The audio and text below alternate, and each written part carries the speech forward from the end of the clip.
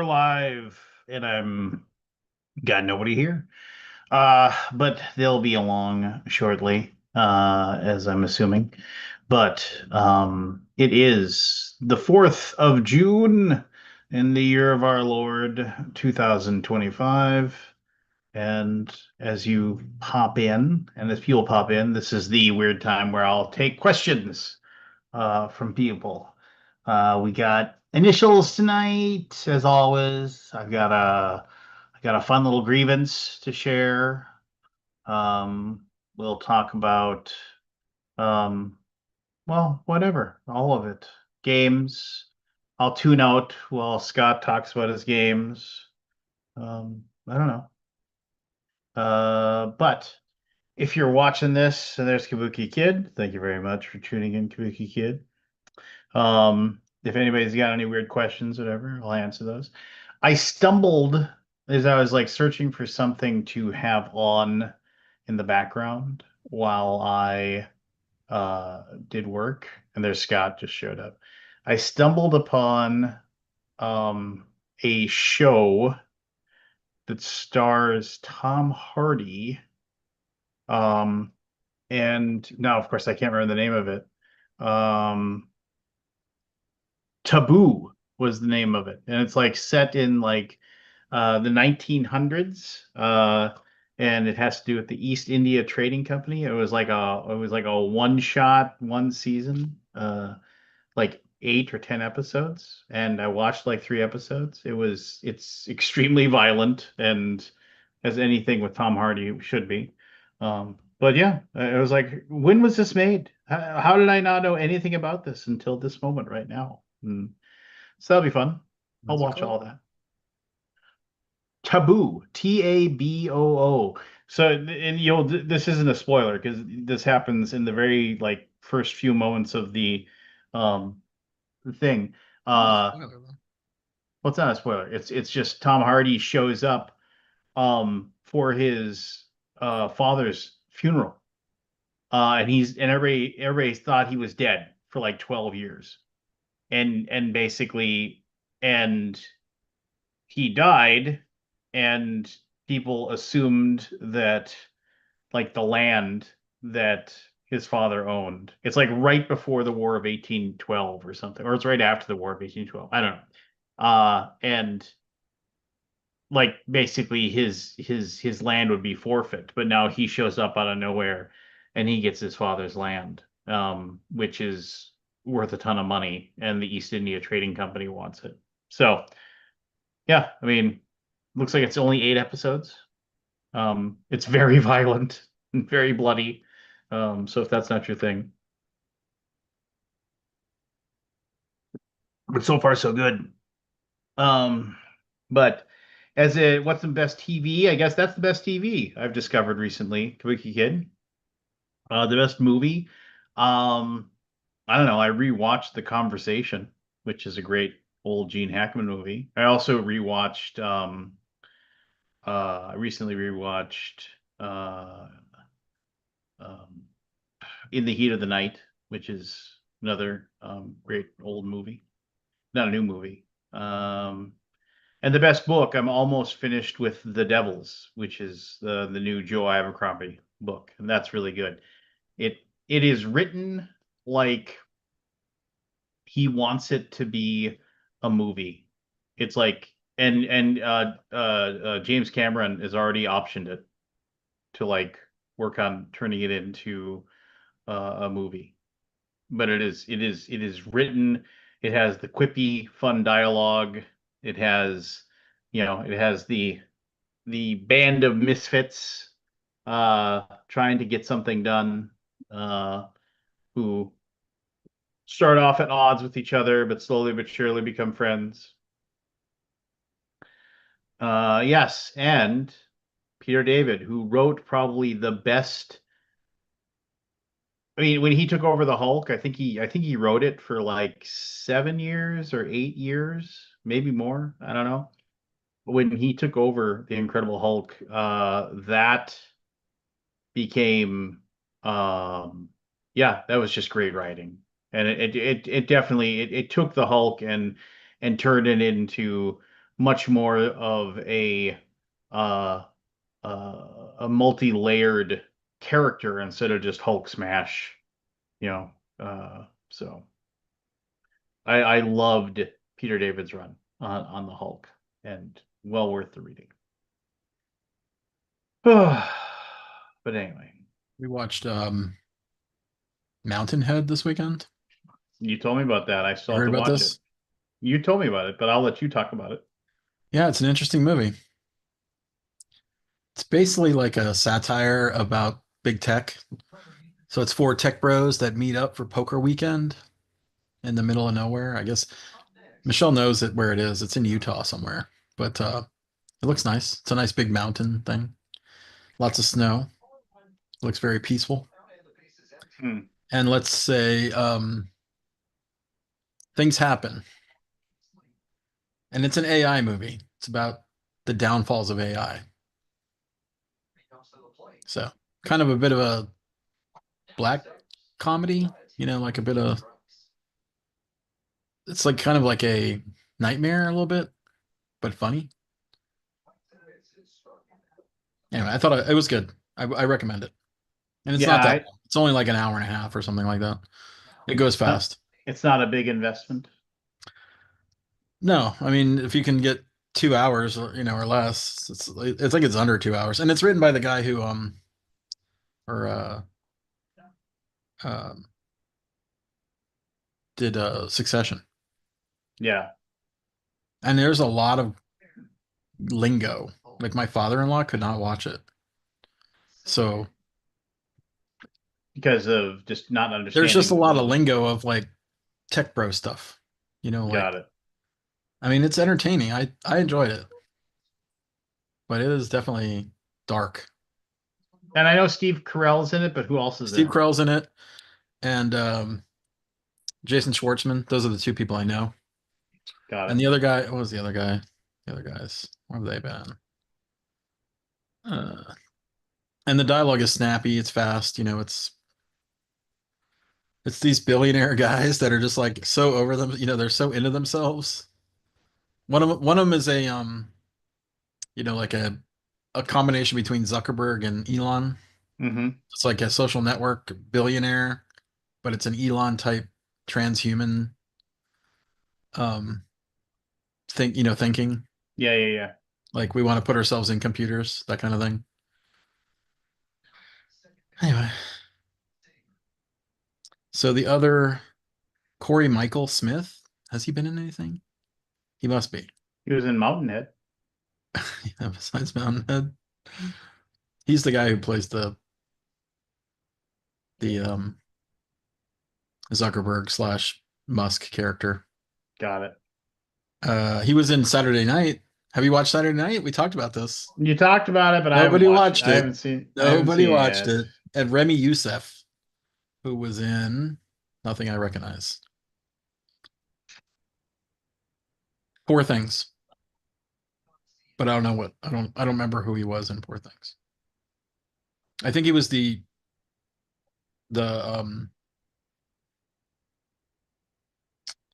uh oh, who was he? Wiki Kid is just listing off all the people that died. She's just such What? a. She's such a cheery person. It's like I'm talking. It's like I'm driving in a car with my mother. Oh, did you so and so, so and so? I don't know who that is, Mom. Oh, they died. Just Oh, like, oh, okay. You know, so Greta Sweat. yeah, Hot Lips Died. Houlihan Yeah. on MASH. What else was she known for? Pretty much that. Oh, that's a good thing to be known for. Man, it was pretty popular. Oh yeah, I mean, MASH I was mean, if you're quite the gonna be thing. known for something, MASH is like iconic, iconic TV. I mean, we watched a lot of MASH in my household. Yeah, My stepfather was into it big time. I've been catching myself just watching episodes of Columbo lately because I've been Never watching really that. picked up on Columbo. I wouldn't mind to catch some. Is it It's on like it's Hulu or something or? it's on I think Amazon Prime Video has like all seven seasons. It's fun watching Peter Falk do Peter Falk things. Yeah. Um, you know, oh, just Yes, one. Kabuki, you need to watch Saturday Night. Everybody watch Saturday Night. It's very good. It's worth watching. It's a really good story of Saturday Night Live, like the first episode.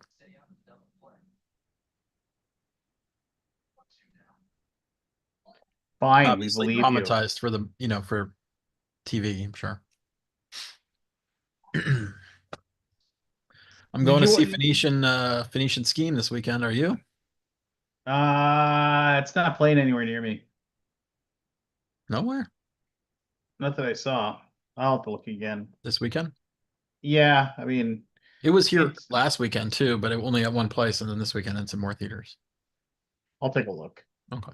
But yes, I mean, I'm excited to see it. It's So just, I bought tickets thinking next Sunday was last Sunday. I'm like, Michelle, do you want to go see a movie on Sunday? And she's like, sure. And I'm like, okay, I'll get Phoenician Scheme tickets. So I click the buttons and I check out and she goes, is it for like the 30th, 31st or whatever the date was? Whatever Sunday was. yeah. First? No, it's for the 6th or the 8th. Like, oh, oops. 1 week off. So we're going this weekend. I got my notification about my David Cross concert finally having a new date. So Oh, thank God. yeah, I mean, well, no, I mean, I was like, it'll be just my luck. They're like, sorry, we're canceling the show, because Is it still sunny where you are? yeah, Is the sun still up? yeah, we're like the sun shines directly on us. Like we only have like really a true like maybe 5 hours of night, when because we're so far up north. Oh, okay. You're close to the Arctic Circle, as it were. Well, closer than you. It isn't like Oh, it's a for hop, sure, skip, closer and a than me. jump, but yeah, it's still light out. Yeah. Um, the we also it's also stinking cold in the winter. So because the sun abandons us. What's your temperature there right now? I think I just saw it was 70 degrees outside. It's not bad. It's 74 here. Yeah. It was hot last week, but I think it's going to get hot again. Like We've it been got having cool. we've been having a huge problem with the forest fires, smoke coming down from Canada. Like you walk outside and it's just hazy, you know. That's kind of sucky, but not much you can do about it. Son went to his first day of football camp. Said he had a good time. So that was nice. You learn anything? He's like, he said it's fun getting back into the drills, just the, cone drills and then How have long is everybody it? Is it like hours or is it hour? 2 hours. 2 hours. 2 hours twice a week, for that. But he's got other football camps and other weight training camps, and you know, pretty soon he'll start doing his 2 hours of Olympic weightlifting every day from like 6 to 8 or whatever. Wow, So yeah. that's serious. He yeah, he's actually really excited because one of his he's got his crew, he's got his like 3, 4 guys that he likes hanging out with. And one of them, Kill was talking to him about it, and it was one of those things where McGuire is really, really competitive when it comes to sports. And so he was like seeing that Caleb was like getting way stronger than him. So he was like, I'm gonna do that. So he's gonna join. And Caleb's like, that's cool. Because there's like literally nobody in Olympic weightlifting that he likes. And so he's like, I'll have a friend, that'll be cool to be there with him, buddy.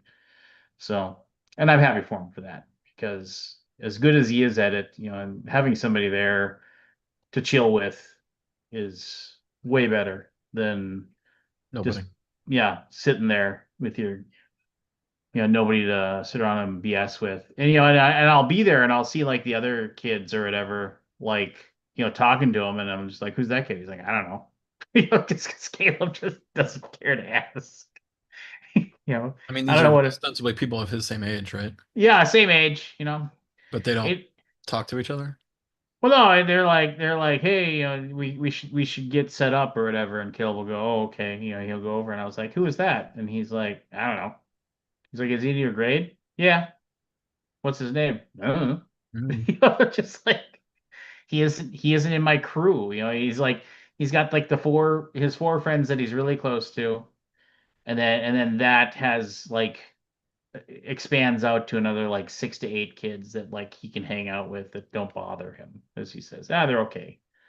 But after he gets to that, he's just like, no thanks. Um, He's not the social butterfly person. no, he's got his people that he wants to deal with, and other than them, he'd rather they just leave him alone. Um, the thing that makes like, and then whenever we go somewhere, we'll run into like there'll be 2 or 3 girls that will see him. It's like Caleb, hey Caleb, and I'm like, who are they? And he'll just say they're just so annoying, Dad. They're just so annoying. How old is he? 13. He still thinks See girls if are he the says enemy. that next year. Yeah, yeah. He thinks girls are the enemy right now. So, Hmm. Yeah. I was on a conference call with my just talking about like my my boss Shane, his wife, uh, is like basically like handles all of. She's our accountant and handles all of our travel and everything like that. Uh, and nice cookie. Uh, and they um she went and I guess she like saw the graduation pictures I posted or whatever for the kid. And Kim's wonderful. I've spoken to her on the phone like a handful of times. I've exchanged emails with her a lot, but I've never met her. I've been in her house. She was sleeping though, and then we got there like it was super late and she had gone to bed already, so I didn't get to meet her. But so she was like, Lance, in that one picture you posted of your kid, I was like, yeah, who's the woman? And I was like, that's my wife. And she's like, that's your Your wife? sister? It's like he's like, that's your wife? I was like, yeah, it's my wife. She's like, that's your wife? It's like, Like yeah. what's the tone for her? Like what? She was like, she is way prettier than you. She's like, how did you manage that? I was like, I don't know. It's like that is you do not qualify to have anybody that it's just like, are you complimenting my wife or are you putting me down? Yeah, I'm not sure how to take that. Or are you doing both? I Both. I was just like, okay, well, nice, thanks. Just like um I told my wife that and she's like, well, that was mean. And I was like, I didn't really think it was mean. It was fine. Uh, but I took it in stride, as they say. So, um, How tall is Caleb at 13? what is he? He's like 5'10" right now. 5'10"? At Size, 13? yeah, size Yeah. 13 shoes. So No, he's gonna be a big boy. he's not gonna Gonna be be. 6 foot. Well, that was well. How I tall are well you? at my tallest, I was a little over 6'1". I've shrunk a bit as Oh, I've you grown shrunk older. down an inch or Yeah. something? Well, I'm a little Are you over 6 feet 5'11"? now. No, I'm a little over 6 feet right now. Oh, okay. Well, then But not I'll much. but I'll shrink down. I'll get to probably 5'11", 5'10", but unless I die soon, and then but 5'10"? No, that's not my height. You're not 5'10". no, no, no. I'm a little over 6 feet tall right now. But I mean, at my tallest, I was like, I think if I really puffed up, I could get to like almost 6'2". But I was 6'1" and a little bit. You know, that was like the tallest I ever was. And yeah, no, he'll get big, which is which is fine. He actually that was one of the things he went to the football camp. The football camp is held by Shanley High School. Shanley High School is a private Catholic school, but they have a football camp and anybody if you're willing to pay the money, they can go. So he went. That was another situation too, where there was another kid who walked in and he had a Moorhead shirt on. I was like, that kid's a spud. He's like, yeah. Do you know him? No. I was like, you don't know that kid? He's like, no, Dad. stop talking about it. It's just like, okay, whatever. And but no, so he went out and they had to do like some drills, and like some kid from Shanley like walked up to him and and he's like, how old are you? And he's like, what do you mean? And he's like, what are you, like 16 years old? And he's like, because he was like a foot taller than him. He's like, no, I'm 13. He's like, hmm, yeah. Hmm. But I don't know. I mean, whatever. If he grows big, great. If he stays this size, whatever. Doesn't matter to me. Just but yeah, I mean, it will matter trying to find him shoes, because that was I found him cleats, which was great. Um the we found him a pair of 13s that weren't loose and felt uh you know felt good about his shoes, and he felt they were comfortable. So uh but yeah, I don't know. And let's see, we're planning to go to the Minnesota State Fair again. That should be nice. Um, got some, got Saying, some. Yeah, I know. I mean, well, Minnesota State Fair is exciting. I mean, it's fun. You get to go, and there's a ton of cool places to see and check out. And it's a fun little thing to attend. Um, uh, uh, yeah, the heat here in Dallas keeps me from the fair. Like I'm just not an out. The heat is just too much for me. Even if it's like it has to be like in the high 70s or low 80s for me to be outside. yeah, If it was in the 90s, I'm just like no, no, thank you.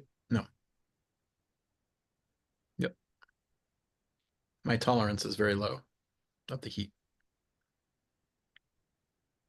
It's all those years of being a cave dweller. Just I'm sure my dermatologist, when I told her, she goes, "Well, do you wear your sunscreen every day?" I'm like, "Yeah." Well, when I go out, she's like, "No, you need to wear it all the time." I'm like, what? Really? Like, oh. She's like, "Oh yeah, there's ultraviolet in all the lights in your house." Like, oh, good to know. So there's I put truth, on the man, to that whole sunscreen. you gotta wear sunscreen. I mean, I know of people that if it's sunny outside, they just don't go outside. They're Well, like, that's mostly me. Actually, if it's day outside, I don't go outside. If it's daylight. That's not if true. it, I've gone out a few times, but it definitely is not like I used to. Hey, are you going to get a Switch too? They go on sale tomorrow. I mean, I might I might ask for one for Christmas, Someone posted a but line, picture of a line. yeah, I might ask for one for Christmas. I'll give them like Yeah, I just have no desire. I don't even give play my them. Switch 1. Caleb still plays his occasionally. Um, I wouldn't mind, I got the nice TV down here. I got the PS5 attached to it. I wouldn't hate having a Switch, attached to it as an option. Maybe it's something, I'm impossible to shop for, so maybe it's something I ask for, for Christmas. The family can chip in and buy me one or whatever. But, for the most part, I'm not too worried about it, What's I the guess. MSRP on it? Do you know? Kip I says he's getting one. I have no idea. Kip Is can it tell more you than then if he's 200? so. I Is it mean, like it's gotta be a $400. It's gotta be four 400? bills. 400? No It's way. gotta be four bills. No. That's not. How much is it, Kip? Let us It know. is 449. Oh yeah, there you Oh, I go. didn't It's realize it was yeah, that expensive. it's gotta be I four thought it was going bills, to be like, man. because I thought it was for everybody, like kind of price. Nah, $500. it's just yeah. I mean, God, I feel like most consoles aren't that expensive. yeah. I Am I just mean, out of touch now with with prices and the reality of the world? apparently, I yeah. guess so. I thought it was under 400, You maybe just 300. I thought you got 300 was. no I thought it was like 299. you got no idea. No, obviously not. Does it come with any games, or is it just like, hey, here you go, we'll make games later? Or I don't. I'm not really following any It's of it. got to come with something. I Does it have a mean, Mario? Is there any Mario release tomorrow? I mean, I would doesn't it? I think it comes with Mario Kart, honestly, Mario or Kart? at least they're pushing Mario Kart as the Eh, thing, right? Because isn't it supposed to be like you have a camera and then like you can see the people you're playing, like so if you play online, you can I've really see not followed people. any of it. I thought that was the thing. I don't know. I could be Mario wrong. Kart World. There you go. See? Switch 2 with Mario Kart World bundle, 499.99. And then Donkey Kong Bonanza. Is that out tomorrow too? Or is that late? Oh no, that's July 17th. A Donkey Kong game. Yeah, I don't know. And then all of course, their junk in the stores that they sell, like ports of everything in the world. Well, I that's how really they only get like you, first party right? games for Switch. What? That's how they get you. How they get what? Well, that's how they get you. I mean, you buy the game and you're like, well, I need more than one game. Well, where's the Zelda? Well, I'm sure it's I mean, I coming. know that Zelda just came out. Like, what are we? Is it going to be like another 10 years before another Zelda? I mean, nah. I Do mean, you it's ever got to think be about coming. your mortality in video games? What do you mean? Like, Like I was born during Atari 2600 and no, I'm I'll just die thinking with about the like how many PS6 or more something? Zeldas will I be able to play for my in my lifetime, or Mario, See, those kind of games. I wish I had cared more about the Zelda. I Oh, really? mean, for Zelda's whatever amazing. reason, I love I Zelda. mean, well, I remember the old Zelda. I remember playing those and just loving it. Oh, did But you play the new ones at all? I played it a little bit, but I just got bored. I was just like, I mean, Hmm. I don't know why. Just got bored. You saw Grand Theft Auto 6 is pushed back to next year. They promised though, didn't they, that it was going to be released this year or I something? don't know who promises anything. No, I thought it was like the release. There was what game was it that was like we are releasing it this year? It's just, No clue. yeah, Doom? I don't know. It was There's a new something they, Doom, but yeah, I'm who not paying cares? $70 Who for cares? a first person shooter that is not an adventure game. Or I don't know. Has anybody played it? Has anybody bit the bullet? Bullet. Hmm. I thought GTA 6 was the one that was like, this is I the mean, release date and everybody it's thought it gonna was this year. happen. Everybody thought it was this year, but then they released the thing that says no, it's not coming out this year. I mean, next year. Yeah. I mean, that's fine. Oh, I mean, Polish whatever. it, polish that thing. Yeah. Like make it Yeah. amazing. Polish it, baby. Make it amazing. Well, and the thing is that once it comes out, I will play it constantly. And I would much rather my son was a little bit older if he's going to be sitting there watching me play that. Just because Has of, he seen you play the old Grand Theft Auto? Yeah. Grand Theft Auto. When I did mean, GTA 5 come out? It feels like 10 years. it Is feels it like 10 forever years? ago, but God, when did that come out? he was way too young for me when I was playing GTA 5. Like I'm pretty sure it was one of those things where he didn't even like recognize whatever it was I was playing. Guess And how then many years GTA 5 it's been since GTA 5? it's got Which to be 10. It's got it's to be 10. 12. 12. Yeah, 12 years. Yeah. Well, 2013. God, it almost seems not doesn't seem real, does it? Those kind no, of dates go by doesn't. so fast now. Do you know the original Grand Theft Auto, that game where it was just the car and you drove around the town or whatever? Hmm? I remember playing that on my PS1 or whatever. It was originally supposed to be a game about being the police and like It seems and like it with a name like Grand Theft Auto, yeah, it would be. and and and Remember then it there was a was game called APB that you were the all police? points. Well, yeah, I love Yeah. that game. That was a Yeah. great game. Yeah, but no, uh, yeah, no, it was, yeah, that was, I just remember, it was supposed to be about you being a police and like running around shooting the bad guys. And then they were like, it's more fun being the bad guy. Or if I'm being the bad guy. Did I tell you with the night that GTA 3 came out? I stayed up all night writing down every scenario that I played that night, like for like 8 hours. I played it like all night. Like got home, started playing it like 4 or 5 o'clock p.m. Stayed up all like 3 a.m. and I wrote down everything I could like because this was like no internet, right? Like Yeah, yeah, yeah, yeah. I mean there was internet, but not really, you know. And I'm like, and I came into the office the next day, and this was when I first started working at 3D Realms, thinking Hmm. I mattered there. I wrote Ha. this big long email, which I wish I had still, about how I thought the game could evolve. Like, because we were basically stuck in this like a load a level, load a level, load a level, load a level. And I'm like, guys, open world is where it's at. Like, can we do that? Like, is that a thing that's possible? You know, like, and I wrote, Yeah, yeah, came yeah. up with like all these like similar, but like, Duke Nukem style Grand Theft Auto scenarios. And I sent it to the whole company and I got nothing. Crickets. Like I put a lot of work into that too. And I'm like, oh, I guess this is not the company. I'm not part of the company like I thought I was. You know what I mean? Like I'm not anything. You were ahead of your time. Believe me, I wish I had been in control. I would have made an amazing Duke Nukem open world game if it was under my control.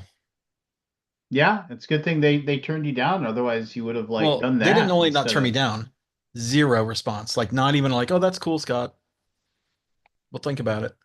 No, Not nothing. Not even an nothing. acknowledgement. Not even a card. Not even an acknowledgement of it. I'm like, oh man, where am I now? Did I make a mistake coming here? Well, it could be Because worse. I was like low man on the totem pole. Well, can I say low man on the totem pole? Low, I was a low man in the company, right? Like I was not I got hired out of Ritual where I had just shipped heavy metal, and I was like newbie. Like I knew nothing about the game. I had to learn all of it, and it was also a different engine, you know. Mm. So I remember. I think I've told this story before. When I was working at US Bank, all of a sudden I was like, "Bink, you got a new email." And I was like, "My buddy Marty sent me an email." And I was like, "Why would Marty send me an email? He sits like 5 feet away from me, like in the same little cube area as me. Not even like he's got to stand up over a cubicle wall." And I was like, it was like, it's like, I forget what it was, what the subject line was. I picked it up and then I realized, oh my God, this was an email for your wife.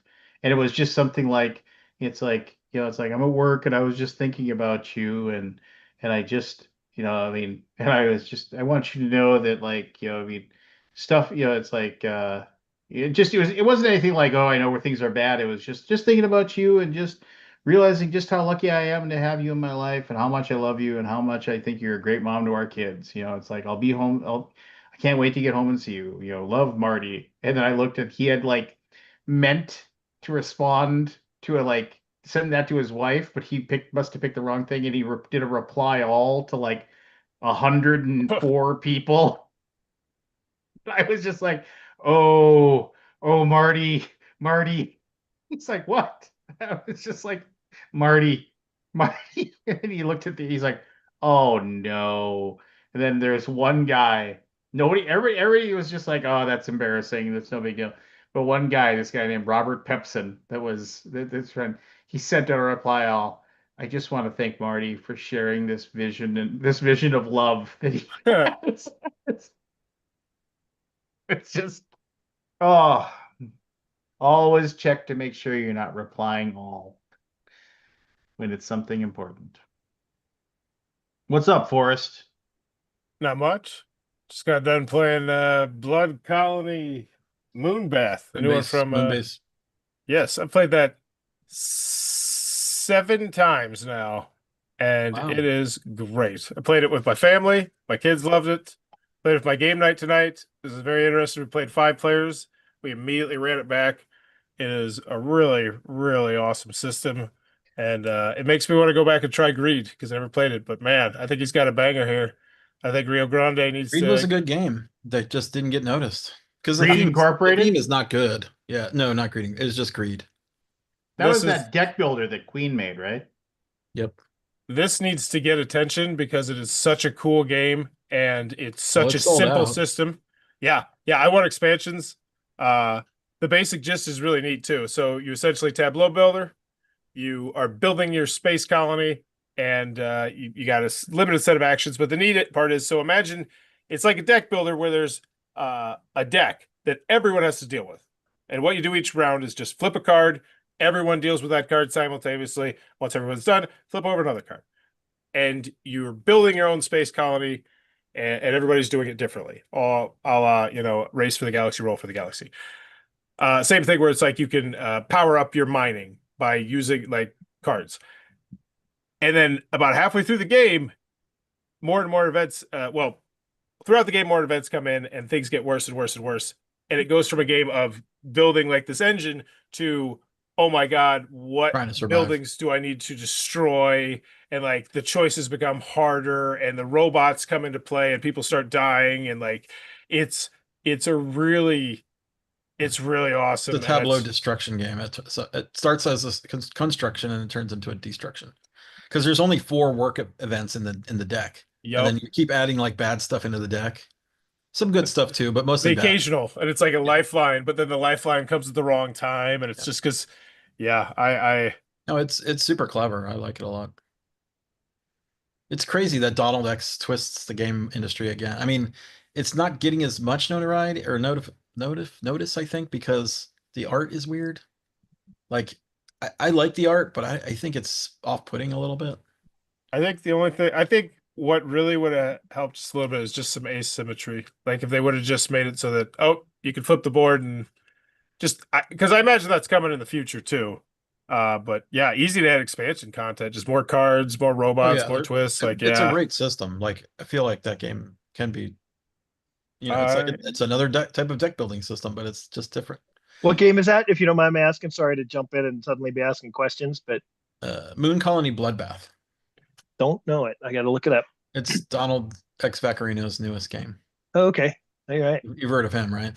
Nah, no, never heard of the guy. Don't know that name. Never heard of the guy. Hey Scott, we should set up a time to do the that Dragons Down.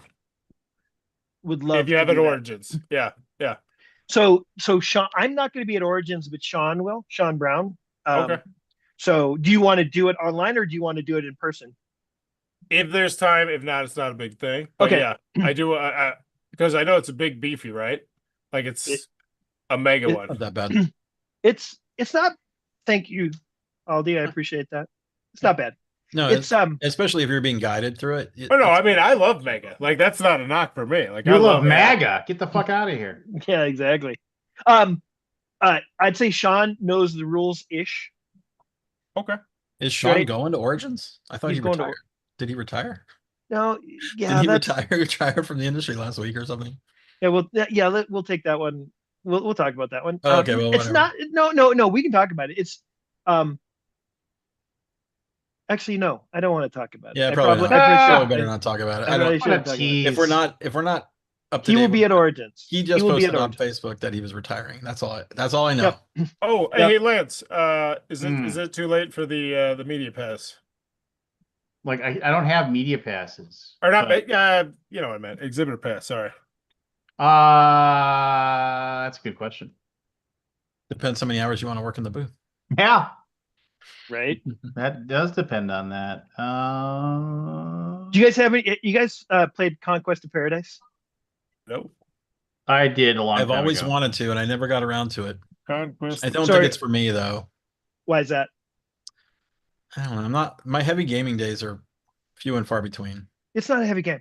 Oh, it's not. It's certainly lighter than But Dragon's it's Down pretty. or Hellenica and all those. Is it pretty conflicted though? Conflict game, like you do attacking and stuff, or no? You definitely do, but it's situational. Like in other words, it's not like I'm just going to attack because it's like Blood Rage where I'm going to attack and who cares if I die.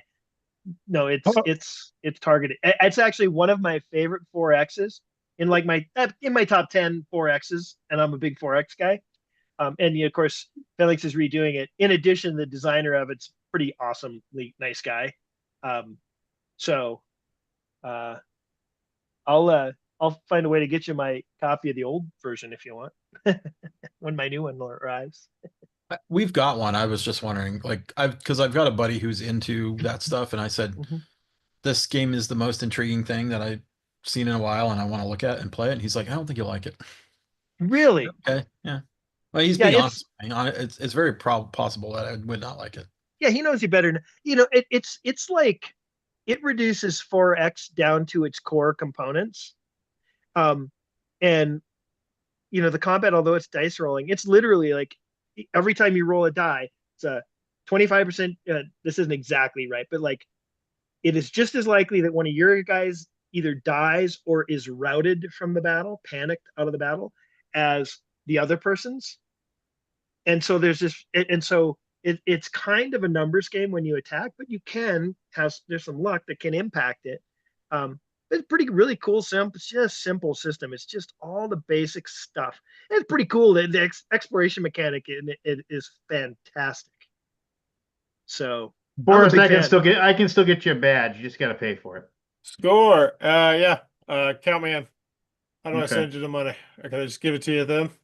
Venmo. Well, yeah, just you can like Venmo works or Okay. yeah.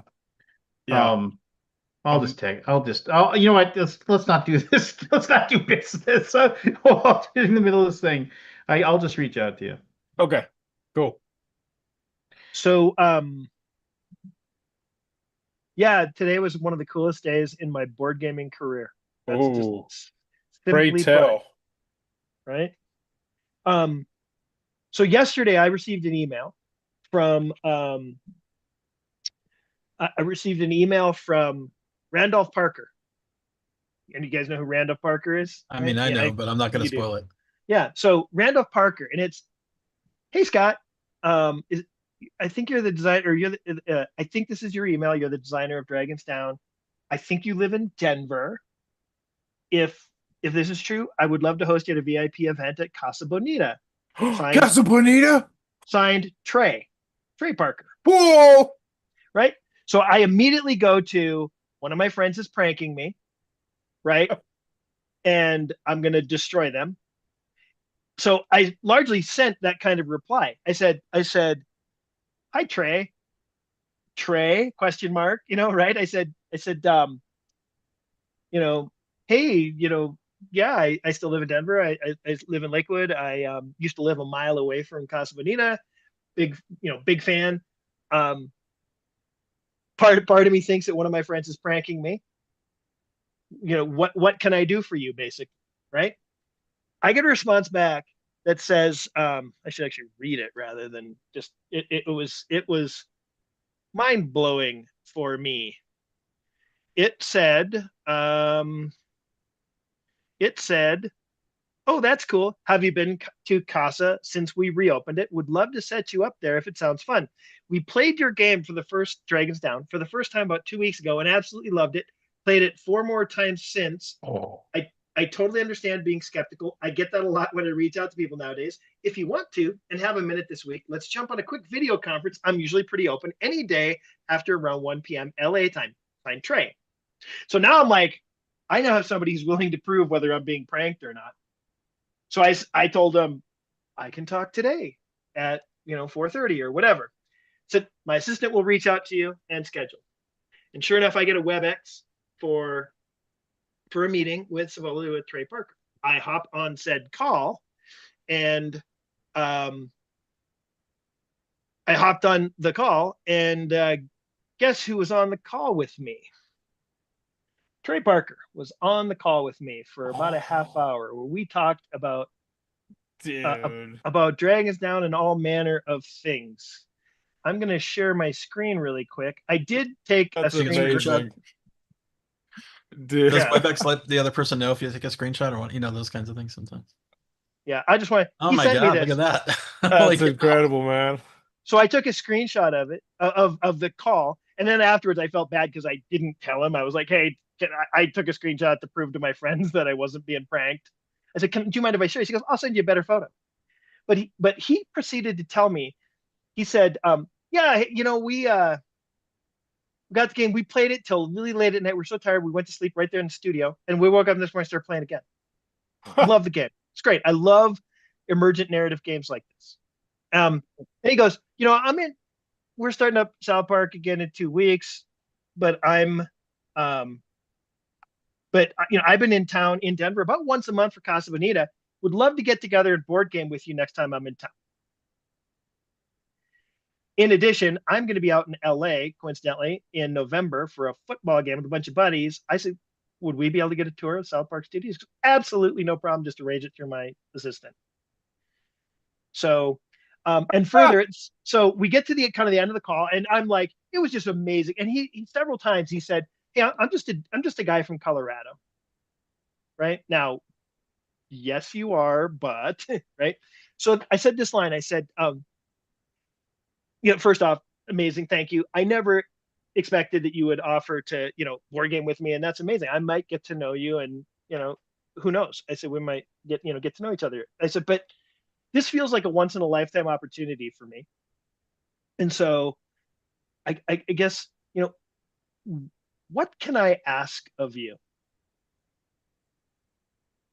Right. And he goes, you mean like what, quotes about the game or something like that? I said, well, yeah, for example, I said, this fall, assuming, tariffs don't destroy us. We talked about that a little bit. I said, I'm not going to, I'm planning on launching another Kickstarter for this game. You can play test it on Tabletop Simulator right now, blah, blah, blah, all this. I said, but I'd love help in getting the word out. He goes, I'll take photos of us playing the game in the South Park Studios with all the characters and stuff there. He said, and yeah, we can help. I can help you spread the word. Now, we didn't talk details or anything, but like, Yeah, so I don't know if you know this, but he did a spot for me on my I didn't. 20th anniversary video. So he said, I'm in Board Game Geek every single day. Oh right? my God. He goes, oh yeah, I'm in there all the time. The reason I thought you were from Colorado is you posted I watched a bunch of videos about the game before I bought it on eBay. And by the way, he only has the like the core Regular game version. base level. And I said, I know a guy I can hook you up. Right? but he goes, and you were in Grand Lake, which is Grand Lake, Colorado. He goes, and nobody outside of Colorado knows about Grand Lake. So I assumed you were a Colorado guy. Totally. So yeah. So and I, heck, who knows what happens next? I might game with him in LA. Who knows, right? But When are you going to LA? That's amazing, Scott. I'm going to be there. I'm going this November 9th. But I also told, my son just graduated from USC from the film school there. He's in he's in interactive media, working in video games. And then I told him, I said, hey, I'm not asking for favors there. I'm just mentioning that to mean that I'm in LA on a fairly regular basis, a couple times a year. And he said, yeah, we'll get together. I'm like, I also teased, I said, I told a buddy of mine that I was either getting pranked hard or I was going to be talking to you. And his response was, dude, you should ask him to put dragons down in an episode of South Park. So I told him that story and laughed. And he goes, yeah, I don't, I've done that in the past. If the situation was ever exactly right, And I'm like going, oh my God, that would be the coolest thing of all time. Right. Anyway. Really, that would be cooler than the end of all war. What about what if you could? Plans. What about a promo card? There's so many things. Yeah, absolutely. Like, could Cartman be in the expansion? Like, how fucking nuts would that be? Like, that'd be.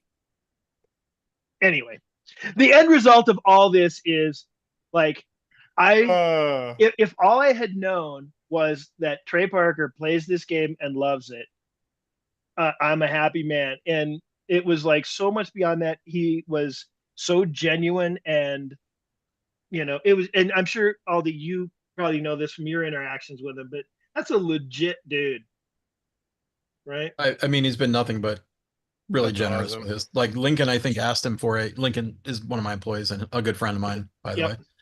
He asked him to do a 20th anniversary shout out, like a little segment, and it's like beyond excellent. Like, we posted like, it's just, it blew me away. I was just like, what? And he did it using all his resources, right? So I mean, it's a full produced South Park snippet of Kyle talking to Board Game Geek and wishing a Board Game Geek a happy birthday, like, or whatever. No. It's a website or whatever. Yeah. Oh my God. Yeah, you got to watch it. It's good. Oh, it's amazing. Super cool. If and you we've don't been mind in the sending me show. the link. Like, we've been name dropped in the show. Yeah. Yes. Yeah. I mean, super awesome. He's a true gamer. Like, he's into it. Big time. he actually said this. I don't remember what the context was. We brought up, he goes, I don't do Kimmel or any of those TV talk shows anymore. I remember it was when I asked him, like, how did you hear about Dragons Down? He goes, oh, I'm a board game geek every day. He said, I don't do. He goes, I'm a big gamer. I don't do Kimmel or any of those late night TV shows anymore, um, but I'll do board game podcasts. Absolutely.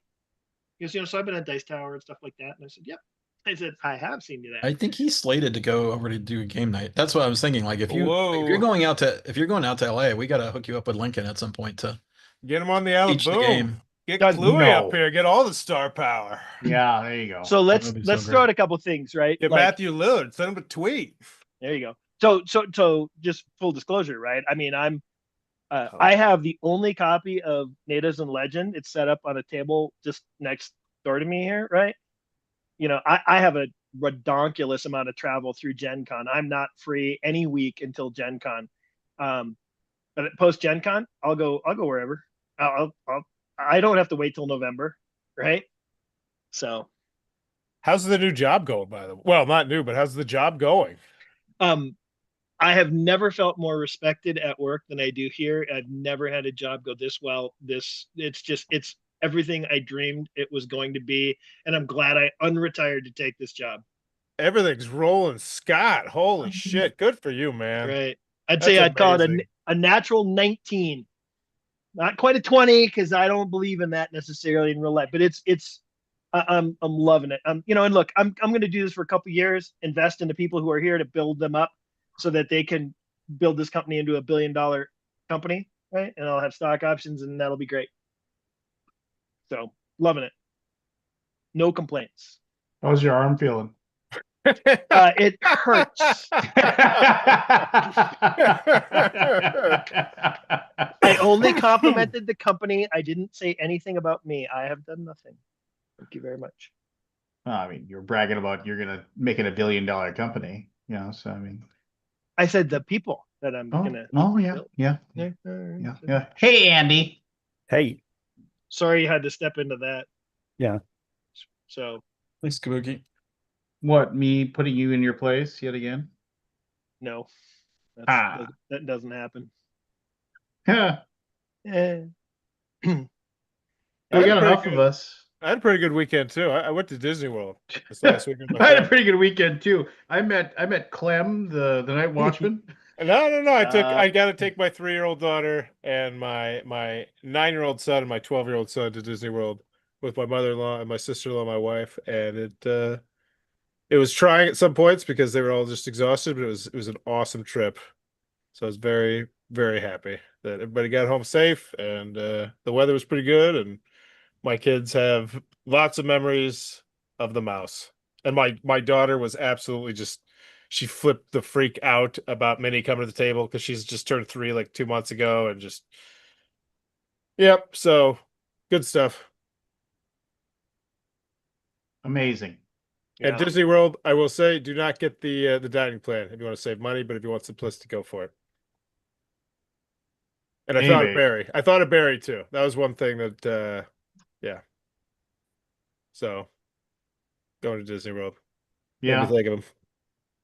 Well, that was his thing, right? Oh yeah. I would love to get some tips. Wish I would have gotten more before. Because there's some stuff where a lot of stuff yeah. Good times. I do have a grievance. Do it. Oh, is it the one we talked about a little bit online? No, I mean, I don't want to give that any any press energy whatsoever. I scheduled the Kickstarter critique for that going in blind. Should I have not done that? Well, as long as you tear it the fuck apart, the main image is terrible. I was laughing at it. We're not talking. No air to that thing, please. Okay, they also stole one of the pieces of art. I mean, just flat out stole it. Okay, cool. Now I know a little bit.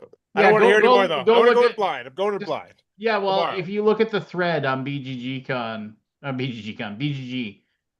there's a thing, and then a guy basically calls him out. It's like, so you totally stole this piece of art. What do you have to say about that? And he's like, oh, I must, I just found it in like some random like art space. I didn't realize, it's like, how did you, it's just the guy's a tool.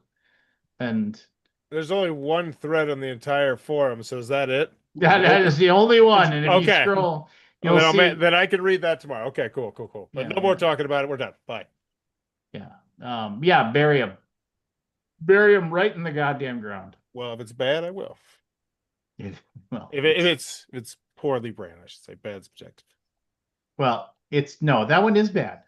That one is absolutely bad, where they're like basically saying, "Well, thank goodness we're fighting we need to be more there need to be more anti-woke games out But there." what if they got a great shipping area, right? Like, what if they got a great shipping area, clearly defined prices, break it down in euros? I mean, I'm still giving compliments for those.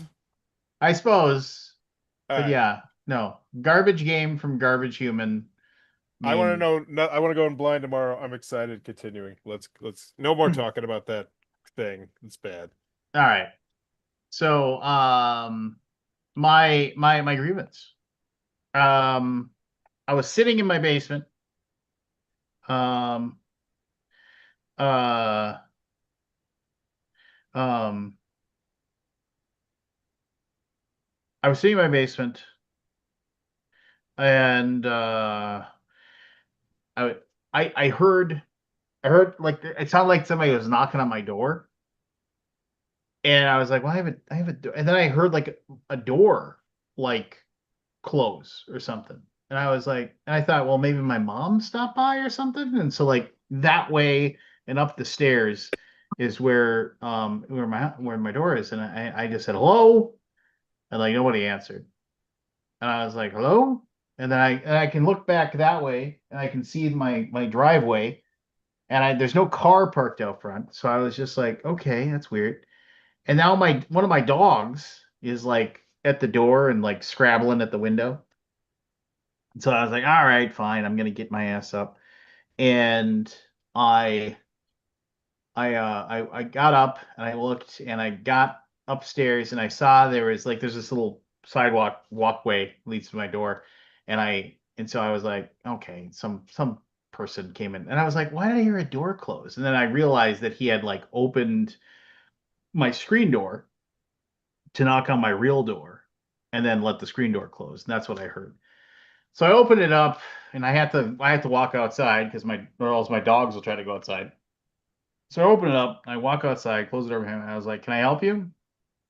And immediately this guy comes walking over, and I can see he's got his little notepad and he's got his little iPad thing, and I realize, and he's got a shirt on with a company name on it, and I was like, "Oh fuck, this is a salesman." And I was just like, "Well, I don't want to deal with this."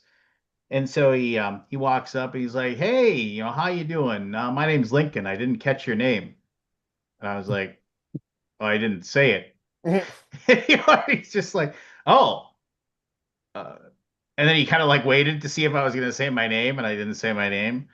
And he's like, well, I represent Vivint Security Company, and I see you have a doorbell camera. Are you happy with that right now? I was like, yeah, it does exactly what I needed to do. And he's like, well, what's that? And he's like, I needed to turn on when somebody walks by my camera and turn on when somebody rings the doorbell, and I can speak through it and I can hear through it. And it gives, so it does exactly what I need. He's like, oh, your next door neighbor, Merlin, he said that you were a big tech guy. And then you'd be interested in some of the, I was like, Oh, I know what the grievance is with the neighbor. no, it is not, because I know Merlin, and Merlin is a cantankerous, angry son of a bitch. And there's just no way he just got his Right. name out of him. This is just a salesman saying, and they suggested I talk to you. And I was like, that's interesting because I barely know Merlin. And that's a lie because I know Merlin pretty well. I barely know Merlin, and Merlin knows nothing about me. So that seems really odd that he would say that to you. And he's like, oh, well. And he's like, and then he starts pointing like way across the street. The Robertsons over there. I was like, man, Stop it. I don't talk to any of my neighbors. I keep to myself. I barely know anybody. Don't poop So where you you, eat. so so so just because you know them or whatever, it don't make any difference to me. And then he said, Well, so what we can do, he said, what I can do for you right now is I can give you $200 for that camera that you have on you. He's like, what kind of camera is that anyway? I was like, it's an Arlo. And he's just like, oh, that's like, that's not a real common one. I was like, well, motherfucker, please. They're like one of the they're sold at every single Best Buy across the nation. You know, and it's like, but whatever. You know, I've never heard of Vivint, buddy. So I mean, just like, and he's just, well, I bet you, it's like, why ours are better. And I was like, why? Well, we'll install them for you. I was like, I installed this one. It wasn't that hard. And he's like, and I was not giving this guy any happiness whatsoever. Right. And he just kept on, and he's like, well, but here's the deal. He said, when we install it, we can hardwire it right into your electrical, so you don't have to worry about recharging it. I said, I did that myself with this. So he's like, oh, you installed it yourself. I was like, yeah. Didn't have any problems with it. Didn't make any mistakes. I was like, well, it works. So no. And then he started talking. I was like, look, buddy, I was just like, you say you have something to offer me. How much? You say you want to give me $200 for mine, and you want to come here and install another one. Tell me how much that is, and tell me how much it is per month. If it's less, let's talk. If not, he's Yep. like, well, no. He's like, yeah, that's what everybody wants to know. Everybody wants to know what the price is. And I was like, yes, that's exactly what I want to know. And then he said, well, he's like, we have a whole range of other options that Vivint offers you. It's like, do you have a big problem with people stealing packages off your front door? No, I don't. Oh, I mean, that's surprising because lots of everybody else in the area was talking about how their packages get stolen all the time. I was like, I don't know. You must not get a lot of packages. I said, I get one every other day at least. I was just like, but I'm home all the time. So when the packages come, I just go out and get them. So they don't sit outside all day long. So it's really not that much big of a Right. problem. Because I have a doorbell camera that shows me when something has arrived. And he's like, yeah. And then he was sitting there, and I could tell he was like, he was getting his pitter patter was getting done. And he was getting kind of annoyed with me. And I was just like, well, and I was trying to get done with this because I was like, I got stuff to do. I just don't want to deal with you. I'd rather be picking my nose inside the house than talking to this guy anymore. And I was like, and he's like, who's your insurance company? And I was like, excuse me? He's like, well, I can save you 30 to 40% on your home insurance with when we install a security cam. I was like, first of all, I was like, I don't believe you. He's like, well, who's your insurance company? I was like, I'm not going to tell you who my insurance company is. I was like, that's like, what?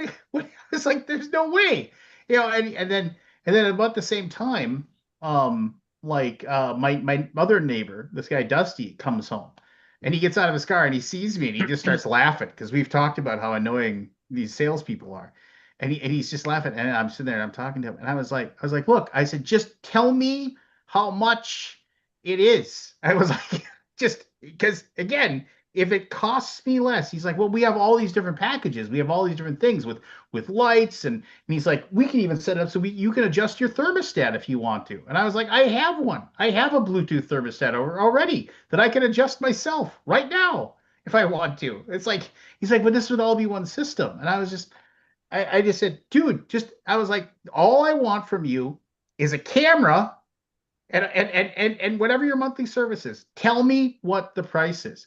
And then he says, well, Lance, after I show you all, I did not Lance because he's like, sir, after I show you all the options you have, it's like, you're not going to want just that. I was like, I'm telling you, Lincoln, that's all I want. It's that. Tell me the price. He's like, well, I need to sit down with my client and just go over the packages that we have. And then he starts up his giant riding lawnmower to mow his lawn, and it's like he's going like as he's trying to talk. And I said, "Looks like my neighbor is ruining your sales pitch." And he just kind of turned around for me, and he was like, he turned to me, you know what? I'm not going to let you waste any more of my effing time. I'll see you later. And I was just like, You're like, that's what I wanted in the first place. I mean, I was just like, what, motherfucker, you came to my house. You knocked on my door. I just like there was nothing I was saying at any point that showed interest. I just said I want a price. I just want a price. Just tell me how much it is. If it beats what I have, then we'll talk. And it was all about just, well, no, we can do this. We can do this. Yeah, I was like, I don't want that. I don't want that. I just want, just tell me. And then of course, and I was just mad.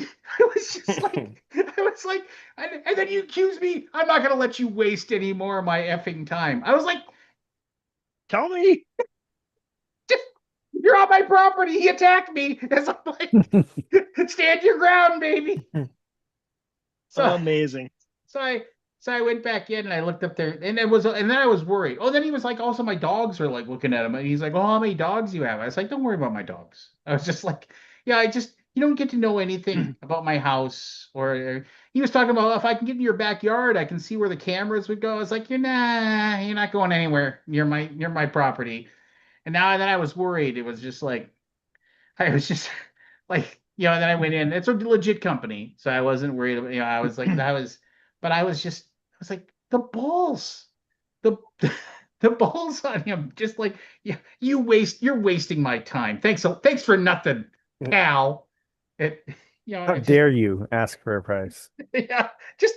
And then I went to their website and I was like, let's see how much it costs. The website won't even tell you. It's like, oh, what do you want? I went to the website. I was like, I want this and I want that.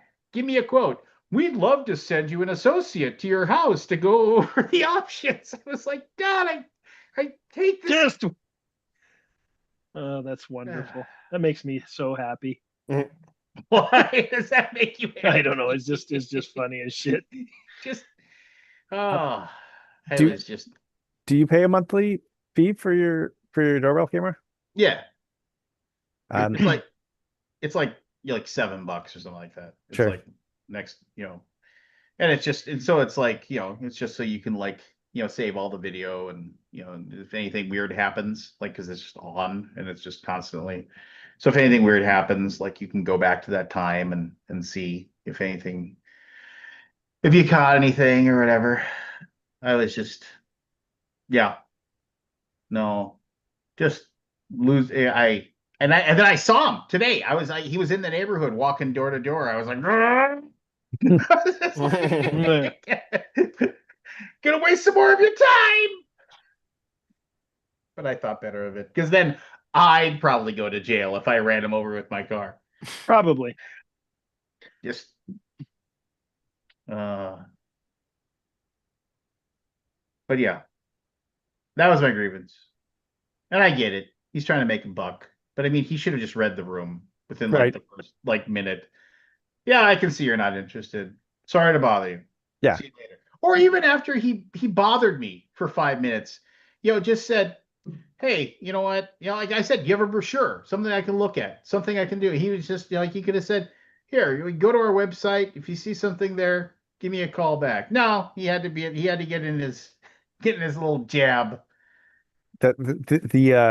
So we've had different people solicit various things like pest control or solar or various around the house services like gutter cleaning and things like that. And the amount of time where I'm like, hey, oh, well, sure, well, if you've got a brochure or a website or a business card, some information you can give me, I'd be happy to look at it. And then if it looks like something we'd want, I'll get back to you. And the amount of times where they just don't have anything to hand you is just like staggering. Well, I mean, because that so rarely turns into a sale, right? I mean, it's just Sure, but it's if you don't have it, it turns it into it even less, right? well, like one of the things I do at booths now, and I don't know if this would ever work for you, but I mean, like if somebody says, "Oh, I came by to get blank," and I've sold out, but I know I have more in my warehouse, I always just tell them I can run a transaction right now. I'll have it shipped to you in the United States. Yes, pay the exact same amount right now. I'll log into my warehouse. I'll ship it to you. It'll probably be waiting for you when you get home. I turn that into a sale all the time. It's like, yeah, this is a convention price for this. Normally it's $60. Here it's 40. You want to give me $40? I'll order one for you. That works great. I used to say, well, it's like email me after here's my email me and tell me you saw me and I give you this price. And then they're always like, it's like, oh yeah, yeah, yeah, I'll totally do that. And then they, like probably a third of them actually do. But man, when you tell them right then and there, it's just like, they're like, really? You'll ship it for free? Yeah, ship it for free. Let's make it happen. I've seen him do that. The magic happen. The magic happens. Well, whenever Shane and I went through our inventory for Origins, and we were like, he's like, it's going to cost us about $6,500 to go to Origins. So we're going to bring at least $6,500 worth of things to sell. Just to make it worth attending. And I was like, all right. Booth, travel, food, the whole 9 yards. Sure. So we worked out exactly what we'd bring. And usually on Sunday, we are, on Sunday, if we got anything left, it's anything we can do to sell. 2 years ago at Origins, me and Jerry, I don't know what was it. I don't know, it was like one of those things where people just hadn't been at a convention for so long. They just wanted to buy stuff. We were sold out by 10 a.m. like of everything. We didn't have anything left to sell. We were sold out by 10 a.m. on Saturday. We were just sitting there at the booth with nothing. People were like, we even sold the demo copies that we had set up to show games off.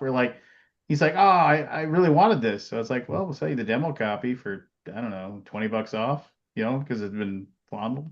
And they're like, yeah, all right, package it all up. Here you go. And then we had to argue with Gamma. I was like, you can't, you have to have somebody at the booth. I was like, I literally have nothing to sell. They're like, well, that's good news. I was like, yeah, it's great news, except I'm not going to sit at a booth with my feet up on a table, like picking my nose. I was like, can I just leave a note that says we're sold out? Thanks for the business. And then they're like, nope, you got to sit there or else, it's like you'll get like a $500 fine for abandoning your booth or something like that. And I was like, and then I after I sat there for like 2 hours, I went back. I was like, come, this is ridiculous. I said, I'll leave one banner up to name the company, and I'll just leave a sign. And then they finally relented. They were like, yeah, okay, fine. So then I was able to like go to the North Market and have my hot chicken. And Yeah. That place called Hot Chicken Experience or something. I don't know what I don't know what it's just it's I think it's just Nashville hot chicken is what it's called. I thought it had like a name like that. Maybe. Andy, when's the last time you were at in Columbus? Oh, it's been a while actually. Because Trick or Treat hasn't done Origin. Should I go to the German Village and send you pictures of it Yeah, yeah, to brag about it? Show the cream puffs that are as big as your head. and all the sausages. Hot Chicken Takeover. Hot Chicken Takeover. Yeah. That's the name of it. Oh my God, those cream puffs are so good. German.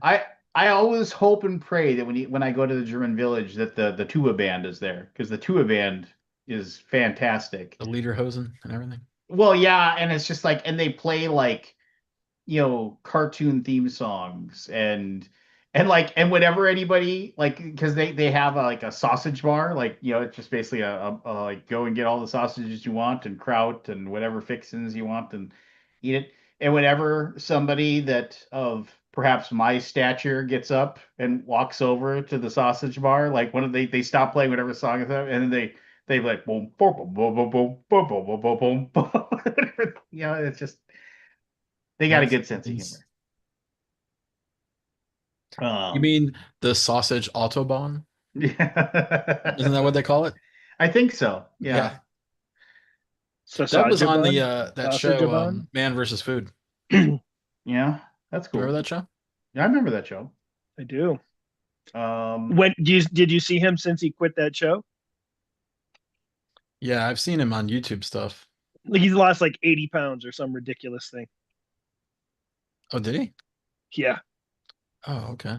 Maybe I haven't seen him more recently because I thought he had He looked a little bit bigger than I remembered him in the show Maybe when I put it saw him. all. Maybe put it Is all it back back on. on? I don't know. I mean, I don't know. if you eat, yeah, I don't know. It's probably a bounce around ping ponging kind of weight thing. Right. What was his name? Adam something? I don't remember. Adam I Richmond. never actually saw the show. Adam Richmond. It's like you remember way back when we with the Iraqi war and George Bush was like, they hate us for our freedom. No, they hate us because we have shows like, look how much food we have here that we can actually send our people to your country to eat the little bit of food you have as well. That's why they hate us. I'm just saying. That's my theory. We have hot dog eating contests. See who can gorge ourselves on so much food. There's my social statement for the day. I can see it was very thrilling to all of you. Very. Forrest in Thank- particular, you can see Forrest is stunned. He's literally fallen out of his seat. Yeah. It's kind of sad to say that this partial green screen, and I assume those look like boxes, right? Is an improvement over the normal background. I've seen him cleaning his attic. I've seen him, I think, in his garage. It's just a roll of the dice what you're going to get for Forrest background on this Yeah. call. All right. As soon as Forrest gets back, we will we'll do initials. And I was going to give you the initials so you could start thinking about stuff, but with Forrest, it wouldn't be fair to him, if I will say this, I posted this on Facebook today. I am once again, I will gladly look outside the box to buy things at hobby stores and stuff like that for hobby stores I saw this post. I agree with you completely. around the nation, and I have absolutely, I've ordered from game stores in California, Idaho, Oregon, Florida. Heck, I've even ordered stuff from a game store in Australia when they had something that I wanted and I paid extra for the shipping for it to get to me. I will, I have, but man, oh man, it's just kind of like one of those things where it's like trying to get them to respond to you. It's like, I want to give you money. I'm willing to give you this money and you can send this. You have an online presence. You are saying you're willing to ship this. I'm going to assume that you like getting money for goods and or services of yours. Yeah. I mean, why are you making it so difficult for me to give you money for the things that I want to give you money for? It's just like, let me give you money. So we can all be happy. We can all be like, oh, look, I got the thing I wanted and you got the money that you wanted for that thing. But no, it's always just like, well, it's like you can send me a check, because I don't have the ability to run a Stripe over the phone. I was like, how are you not? What are you talking about? How you just put the number in? Hey, Forrest. Oh, you can't hear me yet. Hey, Forrest. Hmm? Can you move your camera just ever so slightly so the light is not directly into the lens? Oh, Or move your light. Why not just Oh, there move you the go. light? Yeah, there you go. That's better. There's still the one light just shining right. That's way better than what it was. All right. Here we go. I got 14 things. I got 14 things in initials. Tonight's initials are J, B, JB. J as in jump, B as in backpack. J, B. Here we go. Clue number 1. Was rescued by an Italian fisherman.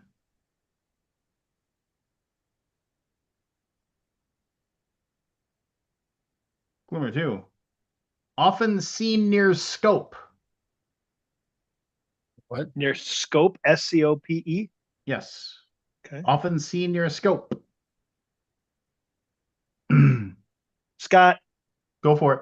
James Bond. whoa. Back pocket. He was rescued by an Italian fisherman in one movie. I just want to point that out. Clue number 3. His real name is David Webb.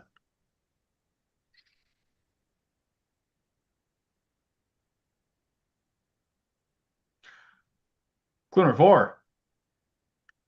Was once almost shot while diving into the East River.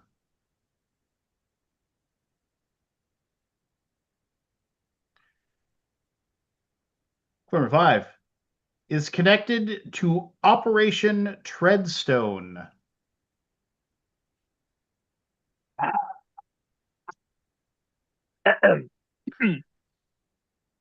Final clue. Identity. Supremacy. Ultimatum. Come on. 5, 4, 3, 2, 1. Aldi. 5, 4, 3, 2, No clue. 1. Forrest. Forrest. 5, 4, 3, 2, 1. Jackie Brown. And Andy. 5, 4, 3, 2, 1. And Jason Bourne. Oh, Jason Bourne. Matt Damon. I would never have gotten that in. Matt Maybe if the clues were a little. Damon. I gave it away with James Bond, y'all. I just guessed the wrong superhero or the wrong, I haven't thought secret about agent. Jason Bourne in like 20 years. When did that movie come out? 20 years It's been a ago. while ago as well. Number 1. Connected to a rooster.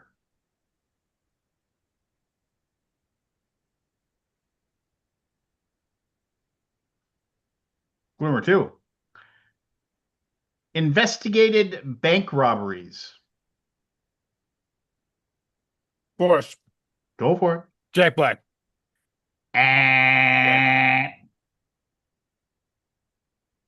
Number 3. Associated with Wild Bill Hickok.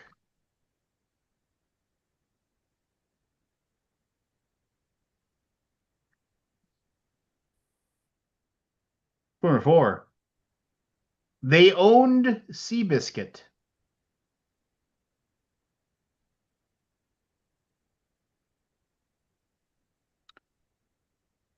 Number 5.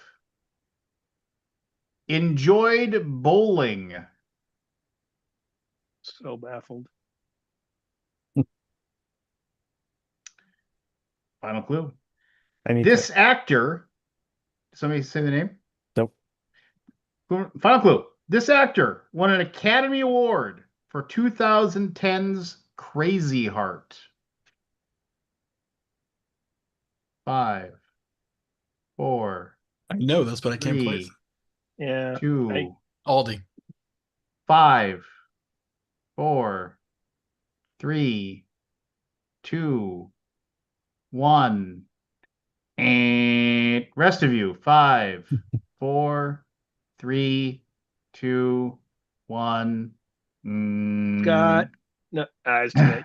I need to. I had to close chat because chat's getting answers and Oh yeah, I feel yeah. like I Yeah. can't. I You can't definitely want answer. to close the chat. Yeah. Jeff of Bridges. course, stuff. Jeff Yeah. Bridges. Oh, Jeff yeah. Bridges. Not even like the dude or nothing. Well, that's the bowling. Oh, If okay. I said the dude, you would just know. I mean, that's like a total Oh, gimme. that's pretty. Yeah.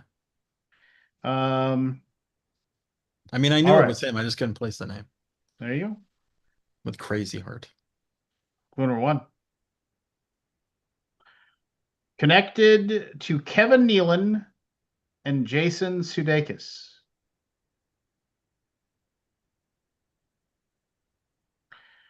Clue number 2. In 2000, at the 2016 Academy Awards, gave a speech about consent.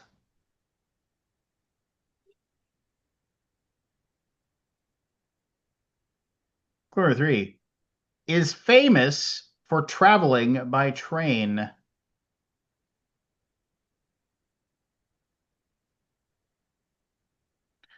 Clue number 4. Has been seen in a situation. Aldi. Joe Biden. Joseph Biden is Joseph correct. Willamette. What was his middle name? I Robinette. don't know. Joseph Biden is Robinette correct. Biden. We have also accepted Sleepy Joe. Sleepy Joe. I miss Sleepy Joe. I miss Sleepy My Joe, God. and I wish him the best of health. Clue number 1. I would like a fully asleep president. Just I would be ecstatic to have a fully asleep president at the moment. I'm on board, Andy. Well, Joe Just Biden constantly. the final clue was reportedly executed in 2020, and robots. He's been replaced by robot. Oh yeah, that's totally sane speaking right there. And Democrats can't tell the difference. Yeah. Clue number 1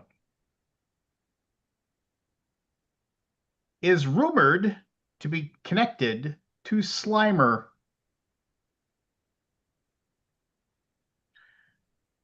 Clue number 2. Did time at Joliet. Forrest. James Bond. Eh, Dang it, that'd What- be a cool crossover. What did he say? Ghostbusters, Bond. James Bond. Okay. Clue number 3. Died of a drug overdose.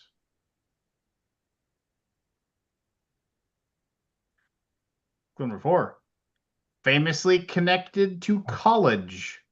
Oh.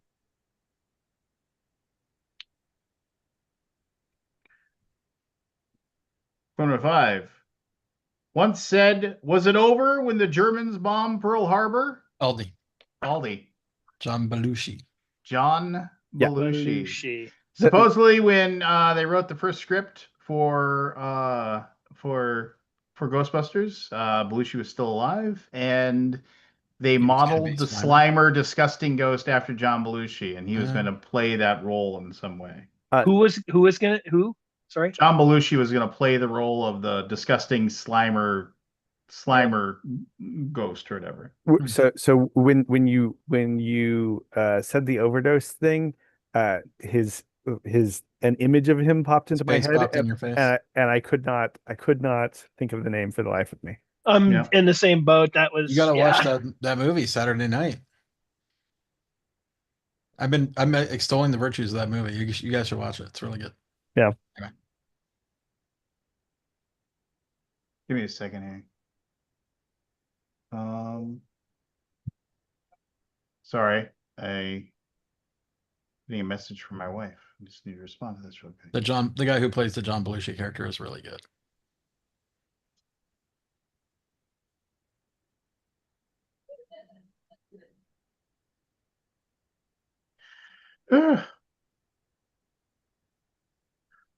Sorry.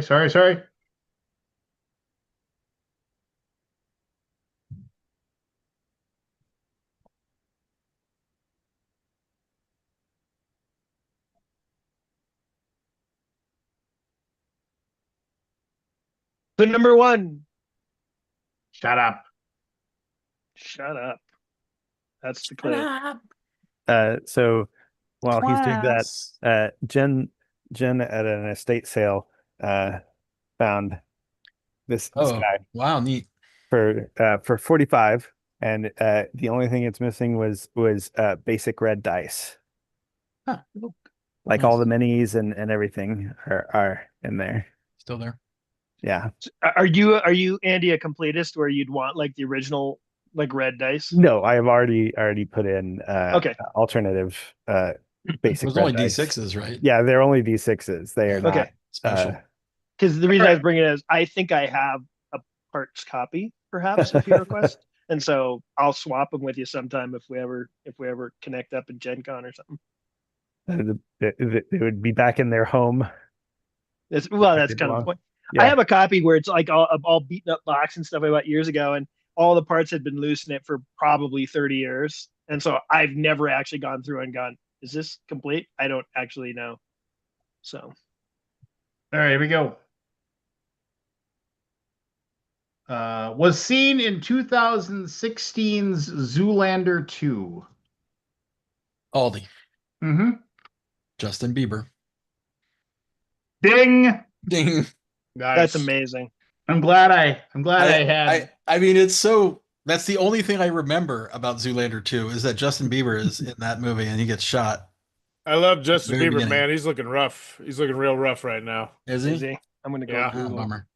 But he's got like health problems, right? I'm so glad I researched 6 clues for Oh, Justin well, Bieber. sorry to spoil it. You can call him out if you're like if you want. Get him out on the air. Connected to Jimmy Fallon, Kate McKinnon, Miley Cyrus. As part of a sensation that translates to slowly, became a second person to reach 100 million Twitter followers. Was the target of a 2015 Comedy Central roast, famous for Baby, Sorry, and Boyfriend. Number 1. Included a red flower.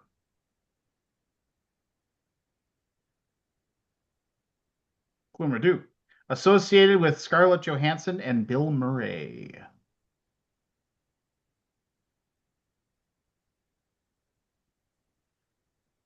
Included a parody of the Beatles named Buzzy, Flaps, Ziggy, and Dizzy.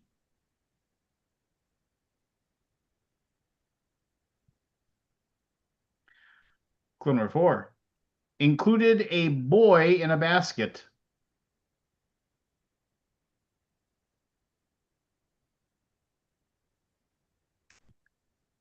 Clue number 5. This had the bare necessities. Forrest. Eddie. Forest, Jungle Book. Jungle Book. On the board. Nice. Bare necessities.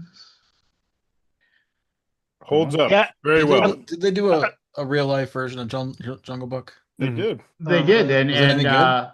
Bill Murray was Baloo the bear. Oh, Was he it? was? Oh, okay. Yeah. Now I just want to point out an observation you all know, which is that I really suck at this game. You won the last time you were here, didn't you? Yeah, a long time ago, but yeah, I haven't won in weeks. But you haven't been here in weeks. I know, but I just wanna- Your logic isn't working. I know I've won once in all the times I've been here, and I think outside of the one I won, I think I've gotten like 4 answers in total. I don't know if y'all would believe this, but I've never won the Kentucky Derby. No. No, I've never been sacked in an NFL football game, so I've never thrown an interception. Not one. That's a better stat. Never thrown an interception. Yeah. So McCarthy looked real Like- good in OTAs. You know, did he? Did he? I haven't been Are you following. not following that? Why would I follow that? Just like my heart will be crushed during the season. I don't need to bring additional why misery. prolong during- it? He had Thank something you. like The season is long enough. he almost broke. He had like something like 34 touchdowns and like 2 interceptions in OTAs. Right. That means nothing, but yeah. Well, it means nothing, but he almost broke Tom Brady's record. Tom Brady's record is 35. So, I mean, he almost broke Tom Brady's records in OTAs. Everybody is basically saying the zip he's got on the ball is just ridiculous. I mean, again, it just means it'll suck. That just means it'll be like a faster interception. Well, I don't know. I was looking at a schedule next year. I didn't see a loss. So, Okay. 16-1. Going on the record, huh? 17-0, baby. 17-0. Yeah. 17. Yeah. Super Bowl homeboy. That's right. Yeah. One and done. Now with Frank Ragnow retiring, the Lions, offensive lines falling apart. You know, I mean, it's just nothing but purple. Purple rain begins in September, baby. Purple rain. Or I'll start drinking again. Minnesota sports looking pretty good. All right, here we go. Clue number 1. This was broadcast from space on December 16th, 1965.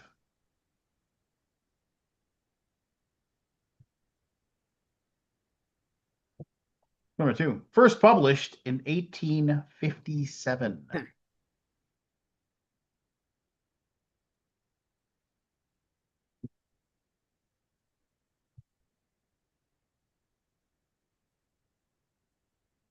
Number 3. Children often connect this to Batman. Force. Lay it on me. Jingle bells. Jingle bells, Batman smells. Bingo. Robin laid an egg. That's an amazing reference. Well done, Forrest. I'm just in awe of that. I ain't gonna lie. Give me those Oh. two. That's 2 straight song clues. Love them. Keep those. How song about clues how about coming. how about the fucking clues? How about the guy who's writing this Bangers. shit? Yeah. So here we go. You- Clue number 1. You need to get a life. Just kidding. I'm enjoying this. This is lots of fun. Oh, that's a punch in the gut I owe you. Yes, sir. I owe Evan a slap in the face, and now How's Scott your- gets a punch in the gut. How's your arm from patting your own back? Yeah, well, What about the good clues? you know what? My arms are getting stronger. I set a new I mean I'm not benching as much as I did when I was a kid, but I benched a new top today with my son yesterday. So 100 and what? don't worry about I'm Well, also celebrating. I'm down to 192. The it. Adderall. That's awesome. Yeah. Slim it great. down. Congrats. That was another mini grievance. I got an email from my doctor. I'm fattening up for slaughter. But anyway, go on. I got an email from my doctor saying, "Hey, you need to come in for your wellness exam. It's like your year is up, and we need to take blood and test everything to make sure that your TSH levels are where they need to be. That's my thyroid thing." And so I saw it. I didn't respond to the email, and I was like, "Well, shit, I'll just go on my app and I'll just schedule a go in and talk to him thing." And then it said, "Oh, your doctor doesn't have any times in June." I was like, "Okay, well, he's busy. Well, what about July?" He has no times in July. I was like, "What about August?" And it said, "Why don't you call?" Like my app said, "Call the number." And so I called the number and I'm like, "Anita," and they're like, "Oh yeah, he doesn't work here anymore." It's Oh,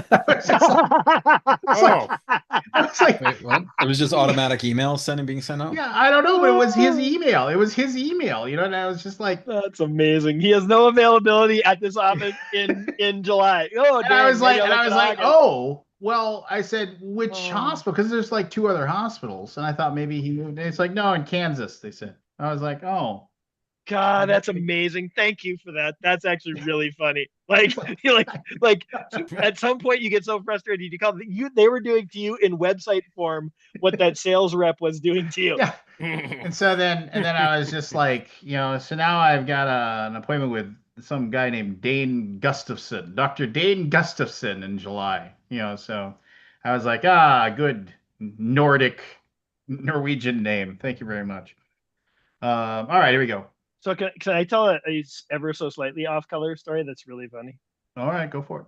So 174 years ago, I had to have surgery on the backside. And so obviously proctologist does this surgery, right? And in the lead up to the surgery, he told me I was a giant asshole, which I took as a huge compliment. That's a good joke. That's a good joke. God damn it, laugh. Ha Thank ha Uh-huh. ha. That's actually a true story. That I was joking with him so much. He actually said, he said, "What? You're such a big asshole," or something. And I told him, I said, why, thank you. Coming from you, I take that as a huge compliment. It was actually really funny. Anyway, One of my I was just at the library with my son and getting his some reading books and books for me as well. But I got to tell my favorite library joke, which is cat walks into a library and says, "Can I have a can of tuna, please?" The librarian says, "Yeah, this is a library." And the cat says, "Oh, I'm sorry. Can I have a can of tuna, please?" cleaner joke for sure. Oh, it's a great. That is a I'm- good joke. I'm That not is- convinced. that- Oh, okay. Yeah, whatever. that is a good. You are such a joke. giant asshole. Anyway, go on. Go Next on. clue. Was forbidden to see a magician. Force. Go for it. Jack Black. Clue number 2. In 2017, had no memory of stabbing a man to death.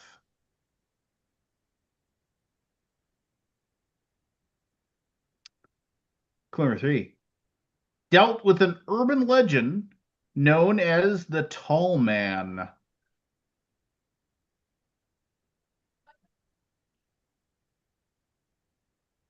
Clue number 4. Was chased by Leatherface.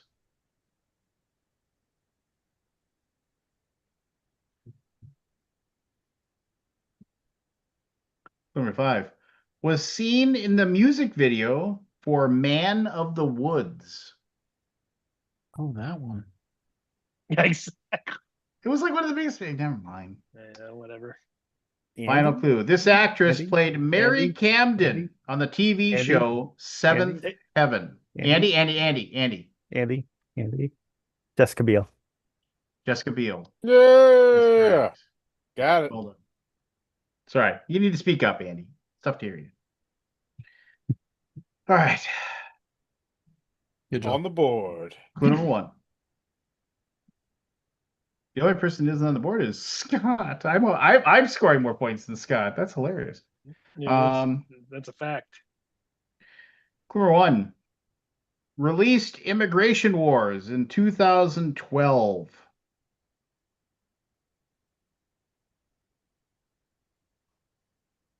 Clue number 2. Came to national news because of Terry Schiavo.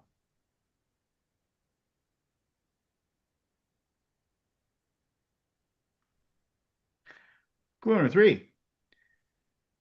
It is rumored that in 2006 start over. It was rumored in 2006 that they were repeatedly approached about becoming the commissioner of the NFL.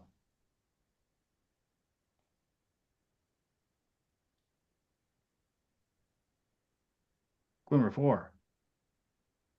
Is more well known for his brother and his father. I remember this, but I can't pull a name. Clue number 5. Has run for the President of the United States.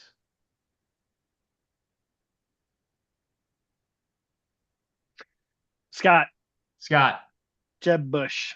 Bush. Because Is because correct. they passed laws to try and give control back to the family, I think, for Terry Schiavo instead of Actually, at the very end, if you look into it, Jeb, like he basically sided with the husband.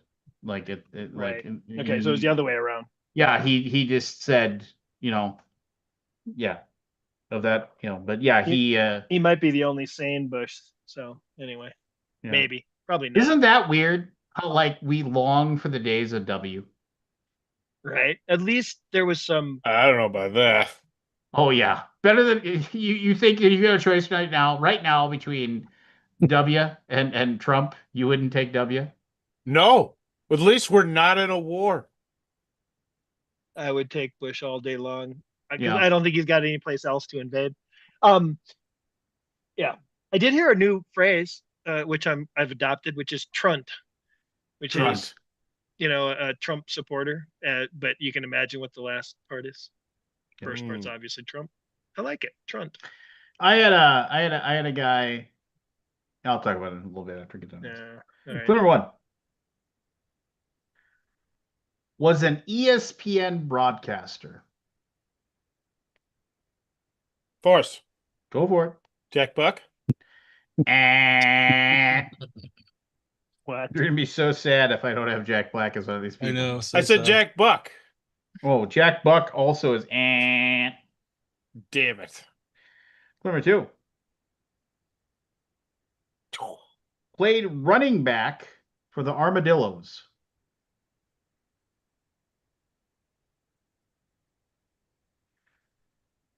Clue number 3.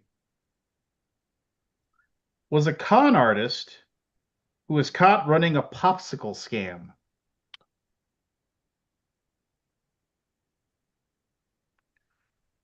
Clue number 4. Oh.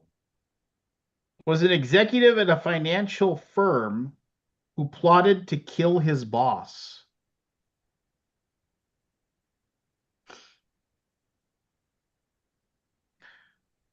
Clue number 5. Andy. Andrew. Jason Bateman. Jason Bateman. The banana Zootopia. stand, not a popsicle stand. I got it at Zootopia. Banana it's a stand. popsicle. It's not a banana would have given it away. Banana would have given that it would have been away. it. But it is a stand is not popsicle. correct. It's I not, knew it. it's, I knew the popsicle stand. I got it. Yeah, That's I a knew it was great Jason Bateman. reference. Yeah, Jason that's- Bateman is amazing. and then he was the ESPN broadcaster, the Ocho for dodgeball. Yep. Yeah. I didn't get to do clue number 5. Was a boxing werewolf. Teen Wolf 2, baby. Wow.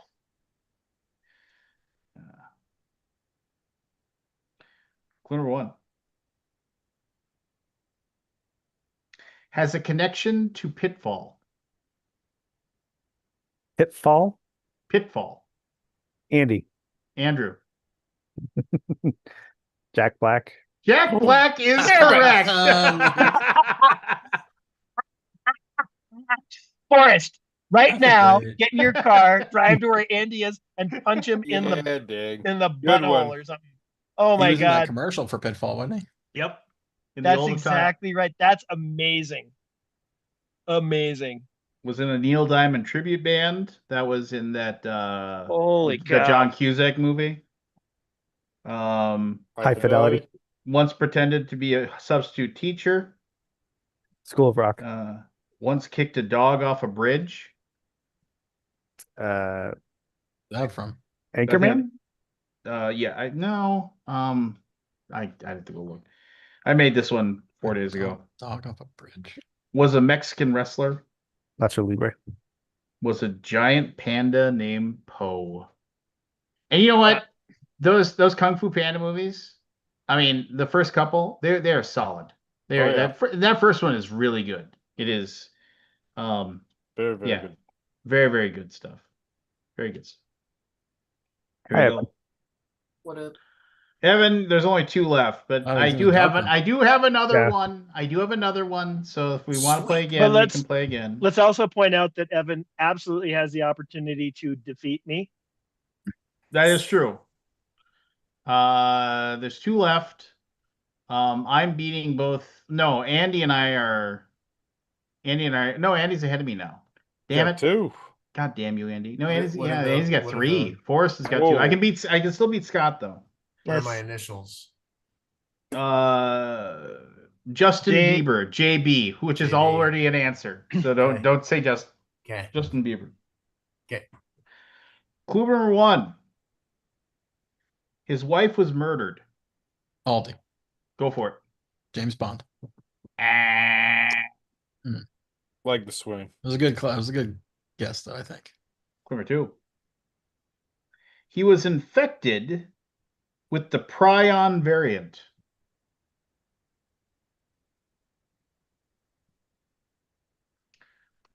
Clue number 3.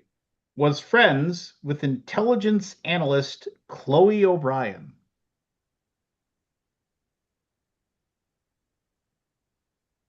Clue number 4. Connected to David Palmer.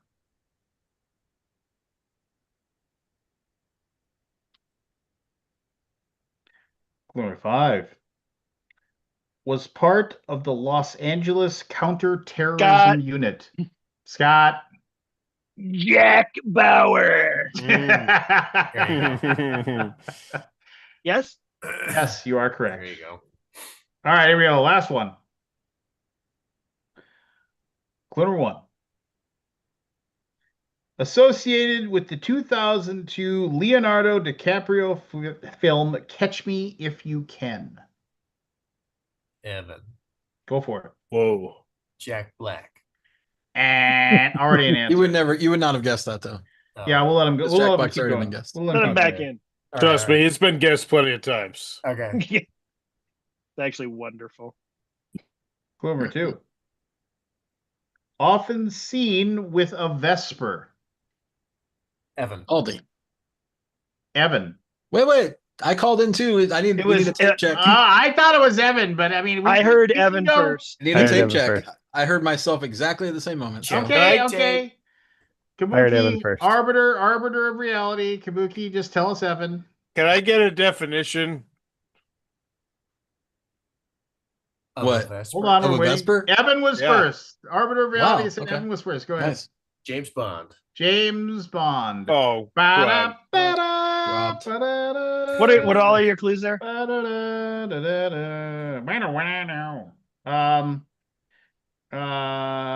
Seen in casinos, Yeah. Mhm. connected to a legendary video game. Was created by Ian Fleming. I remember that Commonly one. introduced starting with his first name, followed by his last name, followed by Bond, James Bond. Think of Vespers half gin, half vodka martini. Is it? Yeah. But We how should would all you of how us would you as a- prepare one of those? Put in half gin and half vodka. Shaken, not stirred. Yeah. Shaken, not stirred. I think in the books, didn't he have? I don't think he did that. I don't remember. Yeah. Yeah. Mythbusters did an episode of that, I think, if there was a difference. Busted. Busted. Well, I always like, how could that possibly be different? You shake the whole thing up, and then you start. No. Well, the difference is how much of the ice breaks down, and so like, anyway, just how cold it gets. All I know Or is not. I had a couple of friends who would like we'd be at the local Chubb's Pub freaking rummy bar, and they'd order like a Chubb's Pub. You ever go there when you were in town? I can neither confirm nor deny, but yes. Yeah, for the 25-cent thirsty Thursday night beers. No, yeah. 8-ounce cup of beer for a quarter. I was a mixed South guy at the time. Oh yeah, mix. Quarter draws, $1.50 pitchers. I can remember when Minnesota moved to stay open. The bars got to stay open till 2, so you'd leave Chubb's Pub around 12:30. You drive across the river, and you go to Mix, because Mix from midnight till 2 still had like, it was like $4 pitchers, and you just walk in and you get a pitcher of beer. And I remember I'd walk in and say, yeah, pitcher of like Miller Lite or whatever domestic they had, and like, how many cups do you want? None. And they just walk around with the pitcher. It was cool though. You're like, oh, you want a beer? Here you go. There you go. Yeah, just sit there. Just drink it. I can remember in college going to Mix South all the time with some buddies and stuff, and I remember being concerned about maybe becoming an alcoholic, and so I had to watch it. So my decision was, if I can hold my drinking to 5 nights a week, I'm not an alcoholic. That's And not too bad. 5 And I nights. remember that being difficult. Like, that's going to be rough. Well, it was tough because I'm a Chubbs had stickler, but- Chubbs had Mug Night, and that was a 32-ounce mug of beer for $1.75. I remember when it went to $1.85, and then we were like, well, that's dumb. It just means that the waitress is getting 15 cents instead of a quarter for their tip. Right. And then they changed it to $2, and so then shortly afterwards. But no. And then Tuesday nights were pitcher night. Wednesday night was Windsor The fact that night. he remembers this means he clearly wasn't partaking enough of the specials. Because Wednesday I night- remember one thing, just only because it kind of had a rhyme. Quarter draws, $1.50 pitchers. No, Wednesday was Windsor night, and all Windsor drinks $1.50. And then Thirsty Thursdays, which Just was the quarter draws. Friday was Long Island iced tea. Got a like a 20-ounce Long Island iced tea for $2. And then Saturday was Bulldogs. And then Sunday they didn't have any specials. But yeah, no. I remember the difference Riveting. between shaken and stirred now. It does have to do with how much ice is broken down. They both make the drink cold. If you shake it, it turns more of your drink into water. If you stir it, it turns less of your drink into water. Nice. Just so it changes the flavor of the alcohol and stuff if you water it down or don't water it down. Well, Aldi and Andy won with 3. So I scored 2 points. So there you go. I have another one. So if we want to play again, we can play again, or we can talk about stuff. Yeah. Ugh, things. Yuck. Now that Evan's here, he can play a full game if he wants. I mean, I'm always in. I mean, that will eat up all of my backlog. That means I'm going to have to spend some time this weekend making a couple of extra backlogs. So but it's easy now because I'll watch a baseball game, and I'll just sit there and do them while I'm watching baseball. I'm annoyed. The new Stratomatic football cards don't come out until like August. They usually are out by now. I think they're holding off and waiting for tariffs to go down, so I can't get my Stratomatic football cards for last season. I really want to. I was telling my son and I played it with last year's cards, and he's like he wants to get the new ones, and so we can draft teams and stuff. So I don't know. They're still making cards for Stratomatic. Oh yeah, oh yeah. Stratomatic Stratomatic baseball is like is the chef's kiss, but Stratomatic football is still pretty good. It's way better than APA football. Oh my God, APA football is horrible. Um, but Stratomatic basketball is really good too. Forrest, you should get that. You love basketball as much as you do. Stratomatic basketball is all you need is three six-sided dice and a 20-sided die. And man, it is so easy and it is so good. You and your if your kids like basketball, I mean it's like it's all right on the card. You know, it's like you get to like pick the player that takes the shot and you get to pick defenses. No, that's and I've never played Stratomatic hockey, but I've always thought I should buy Stratomatic hockey one day and give that a whirl. Stratomatic by Hal Richmond from the Stratomatic Game Company. Yeah. Looks pretty cool. Stratomatic basketball is we played a league. We played a Stratomatic basketball league for like 2 years, like traveling to people's houses, play games. We had so many like great moments. Like I went up by like Charles Barkley nailed a desperation three to put me up by two. And then I was playing with my buddy Craig, and then Sharunas Marshallanus did a My did it. Sharunas? Yeah, no, he was a really good player. He was like one of the first. That He was was not one how of it was pronounced, but nice try. Well, how was it pronounced there, That Swag game looks Guy? cool. Needs a I couldn't tell you. facelift. I couldn't tell you. Oh no, I got it because I would watch basketball and Sharunas Marshallanus for the three. You know, like you Right. and so I got it from the announcers. But Wait, no, you're saying they're still updating this game with cards every year? yeah, Like this 1973 one? Is the game?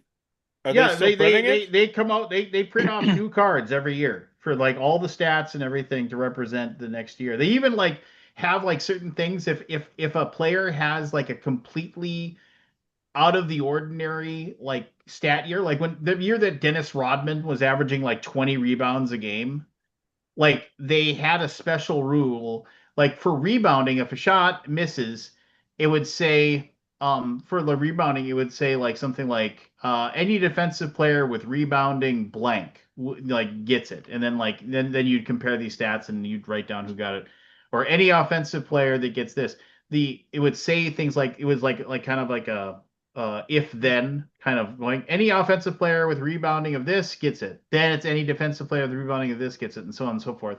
Or sometimes it would just say like defensive player with highest defensive rebounding gets it. That's something like that. But for Dennis Rodman, if you had Dennis Rodman on your team, if the card said any, if it started with the word Eddie, he just got it. He was like any Rodman gets it. Just doesn't matter.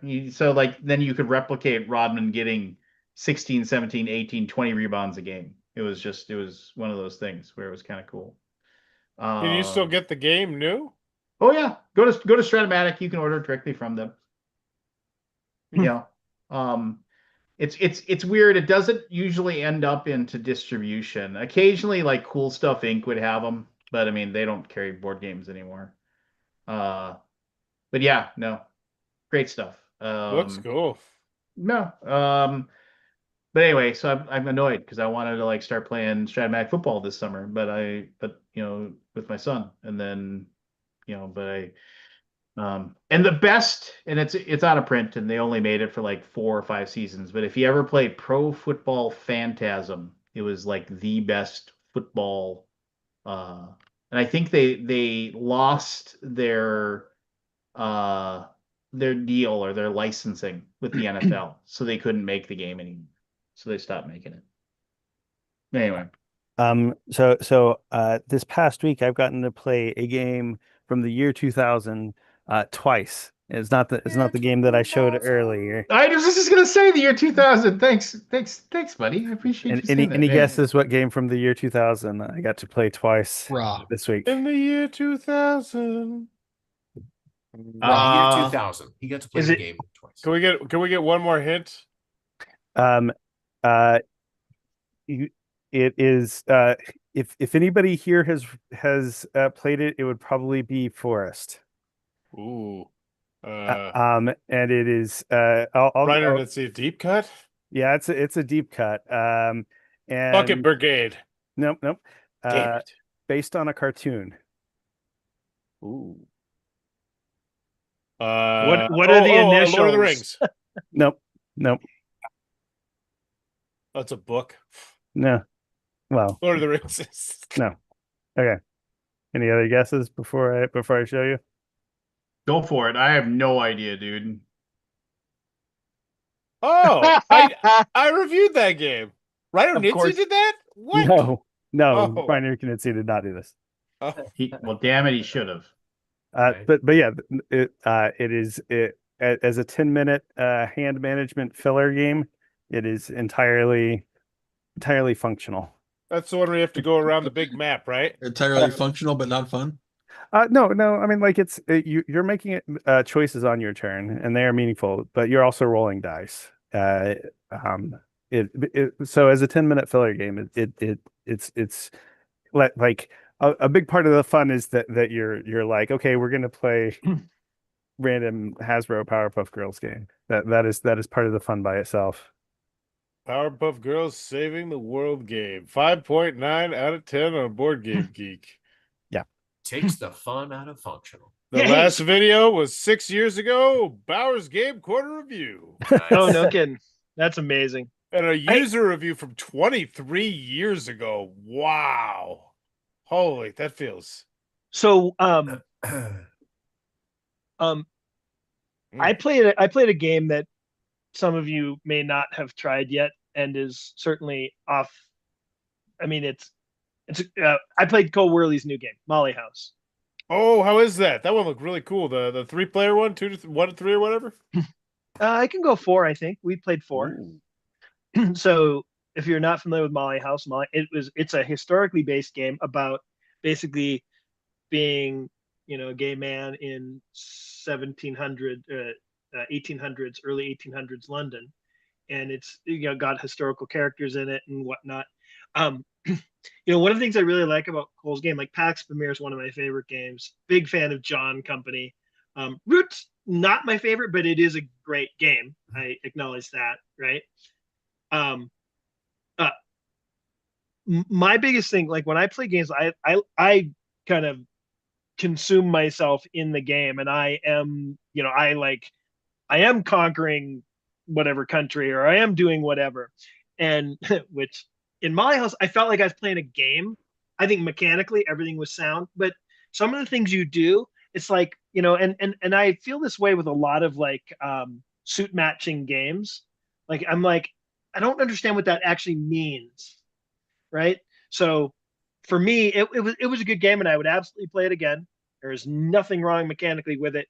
I couldn't get into the kind of the immersive aspects of it. Like I felt like there was a layer between me and the actual game.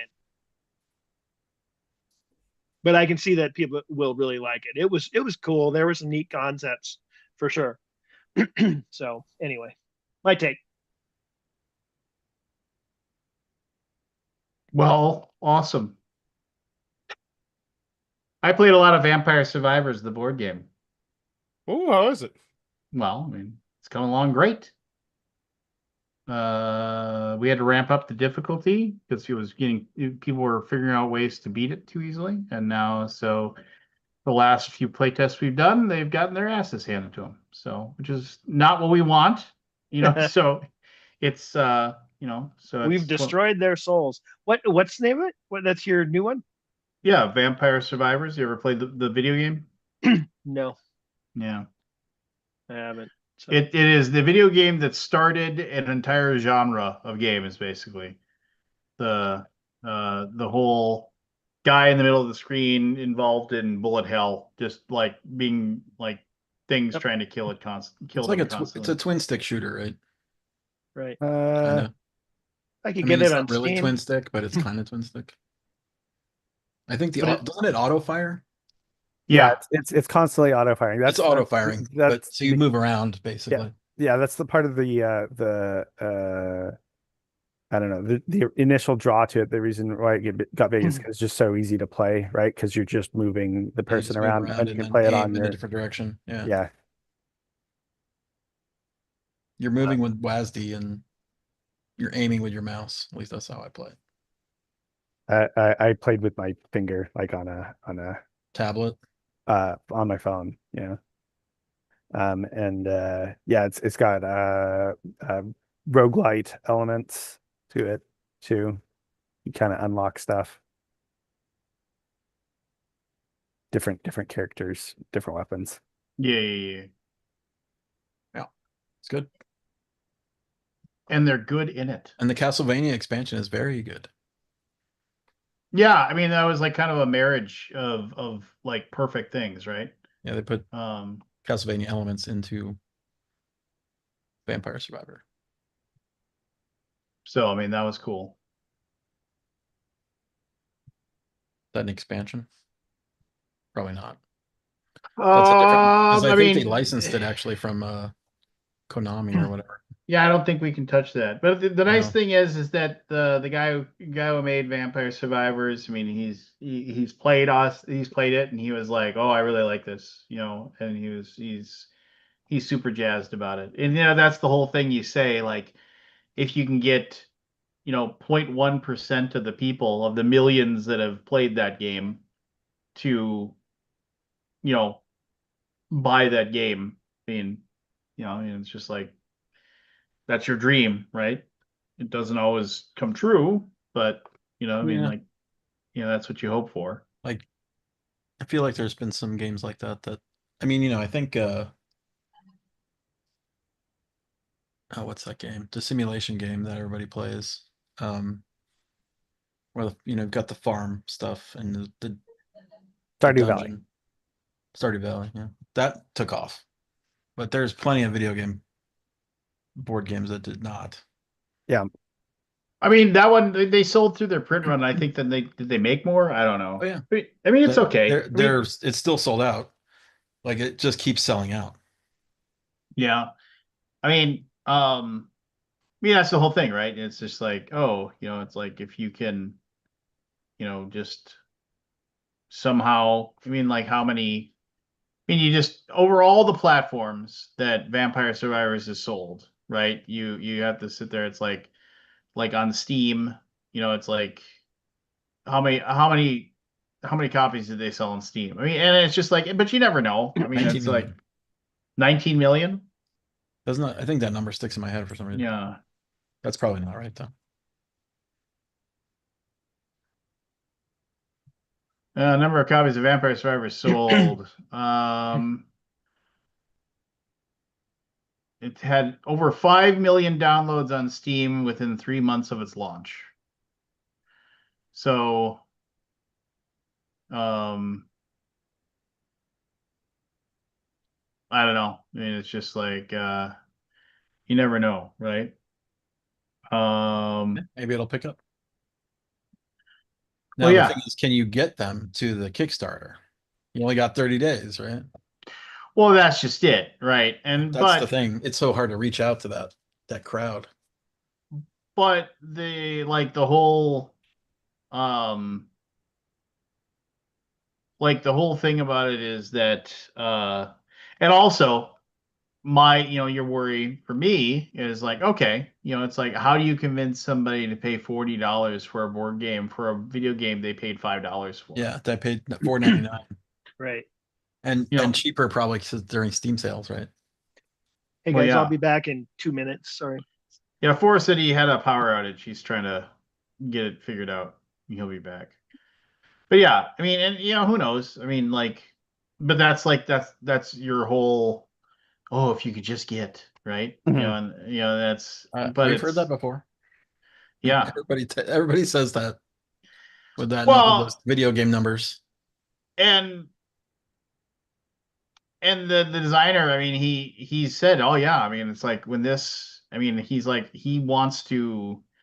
um he wants to basically tell everybody in the world about it, and he wants to like reach out to all of his people, and because like he's been playing it with us on a fairly regular basis, and he's just really, I mean, and again, I mean, like when we had to get to publish it, I mean, it was like he said, well, I need to have a working game by date X, and I have to like it. And then if I like it, I'll sign we'll have a contract in place, which was a little intimidating.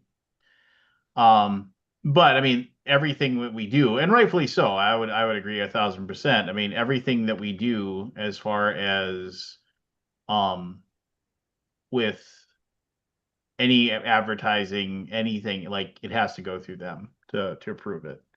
Mhm. And it's just, so like we are always like, oh, we wanna put this on there, and he's like, nope, that I don't like that at all. Change it. But he's also said, you know, just will you just like I'll put our artists at your disposal, for these things, just so I mean it isn't like, so that's cool. I mean, Is he responsive? Like, does he get you the nose quickly? yeah, he does. That's I mean, see, I would trade for that in some of the situations. We have a game that we are uh like 2.5 months from the last thing that we sent them, with us regularly being like, hey, have you XYZ yet? And it's a it was they didn't understand the concept of the game, and then when we explained the concept, they still didn't understand it. So we sent them a video of it being played, and they and it's not a complicated game either. It is and yeah, 2.5 months later, waiting to get feedback. well, that sucks. Yeah. I mean, trust me, we've had our fair share of people that um definitely uh like,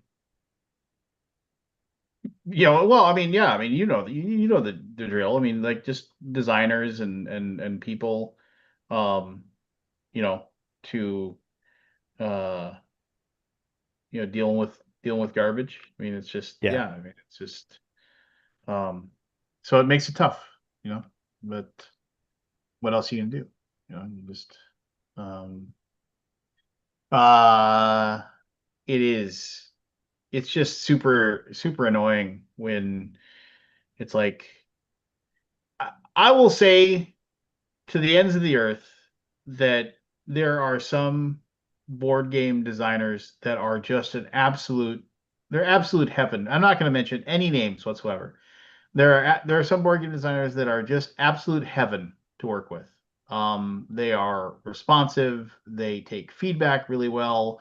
They listen to what you're looking for, and they come back repeatedly with like, oh, well, what about this? And like, and Thank they're you for the kind words, Lance. I know you're talking about me. I accept your praise, but appreciate you not mentioning me so that, it doesn't seem like we're yeah, bragging. Yeah, exactly. thanks though. And then, but then there are people where you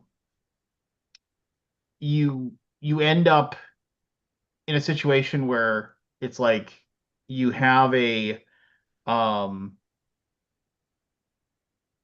a thing that you want done, and they are like supposed to like do X, Y, and Z, and it's just like all of a sudden you say, you know, um,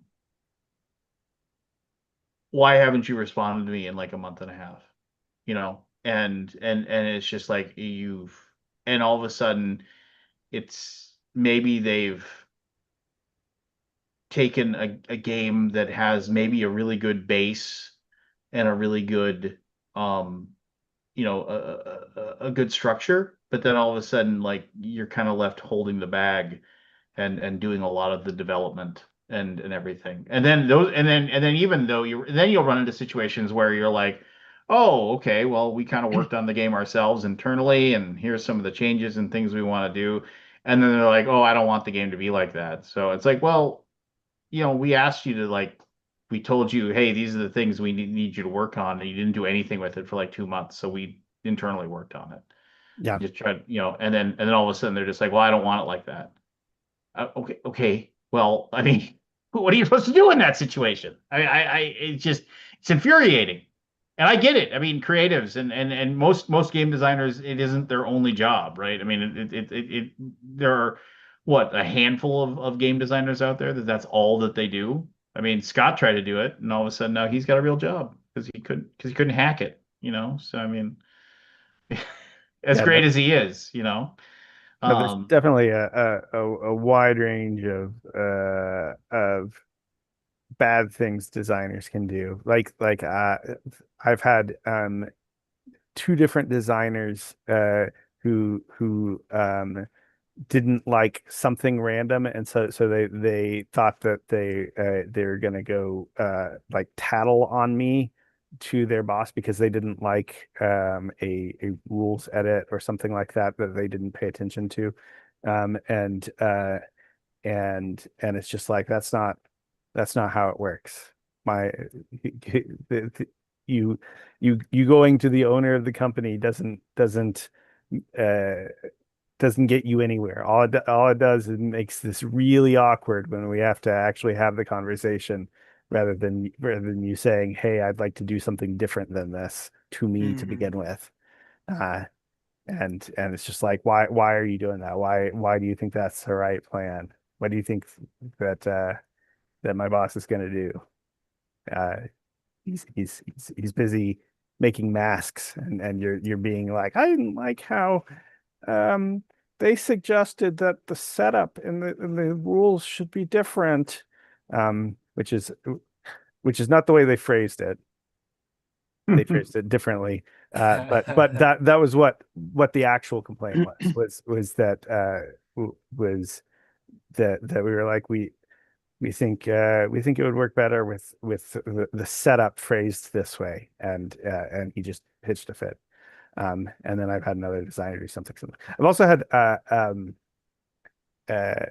because I handle like the production management for stuff, and I've had um manufacturers who think that um trying to go around me and email the owner of the company is the way to get there, to get on the list of companies we're going to use for manufacturing.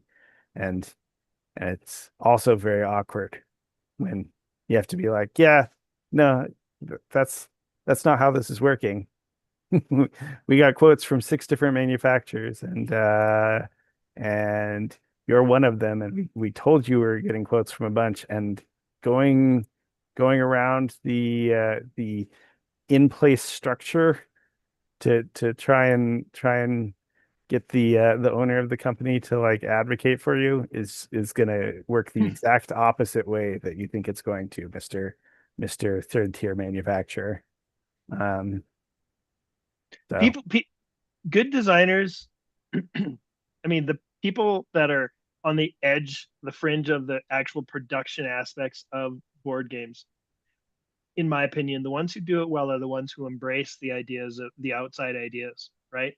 I'm well aware that I'm really emotionally connected to my material, to what I'm designing, and I need that outside pair of eyes to detach from it. And if you, I have heard horror stories about some designers yeah, and how they work with publishers, and it's just mind-boggling. It's like, or the option is we don't publish your game, yeah, right? It's yeah. just crazy. Guys, I'm right here. You're talking about me like I'm not right here. Yeah. No, Right. it is wild what they they don't want to collaborate. They just want to be like, this is mine, but I want you to pay for it and I want you to do it exactly. And it's like, no, that's not how it's not how it works. We there's a back and forth, there's a collaborative process, and if you don't want to collaborate, that's awesome. Somebody else can make it. Uh, you can make it yourself, and you don't have to collaborate with anybody. Anybody. Um, and, yeah, There was, and again, I hesitate to. I don't want to say anything that's going to lead people down the primrose path to figure out exactly what I'm talking about. Jack Black. Yeah. There Yes. was a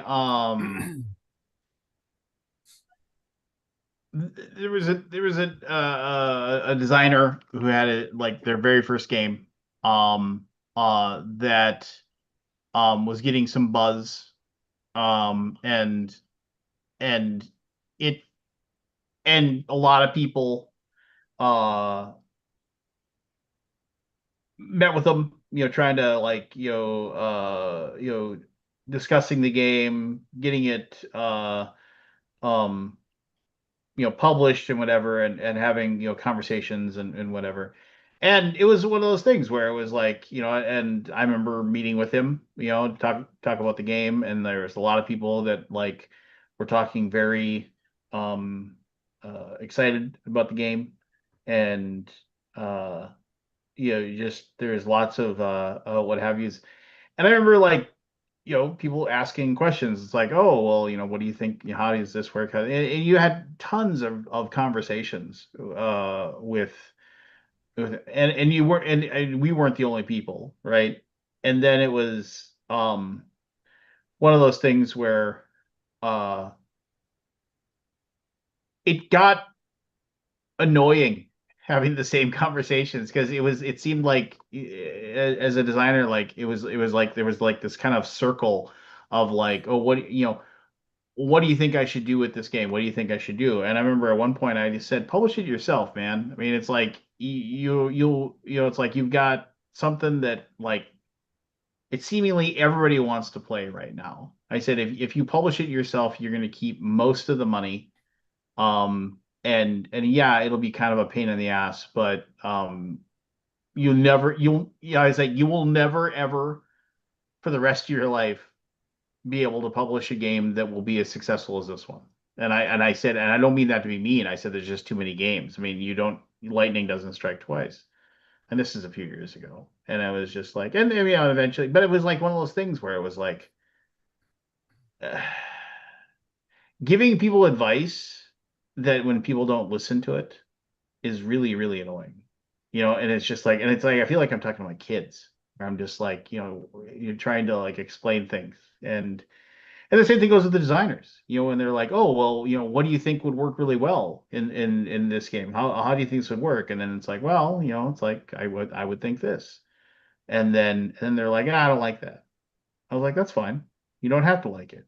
But then, and that's one time. But if it's like you come and ask me about what do you think about this, and I'm suggesting something, and like after like the third time where you're like, I don't like that. I was like, well, what do you want it to be? It's like, it's just like, yeah, I don't know.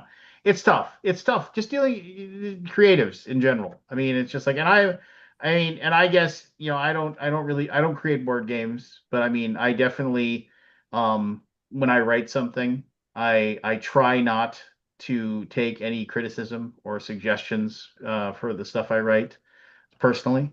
Um, and it's tough not to, but I don't know.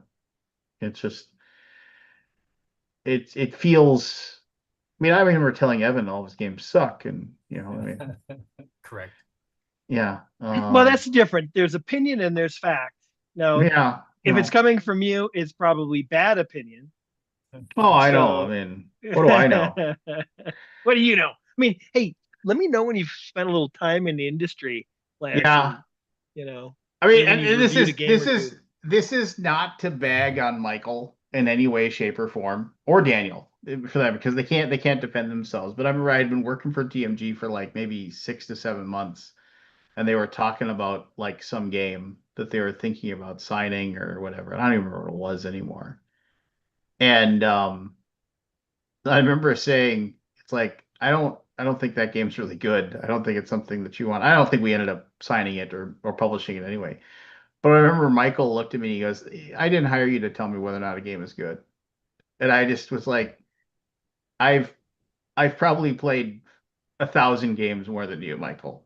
It's like maybe you should listen to what I have to say. It's just like if I was a if you were a plumber who had done 5 jobs and I'd done 10,000 jobs and I gave you a suggestion of how to be on it, he was just like, yeah, but I mean that's not what I hired you for. And I was like, all right, cool. I'll just go off and do my own thing. And eventually he was like, what do you think of this game? So I don't know. It was a weird moment. And I Yeah. was like, but that was just, but Michael was weird sometimes.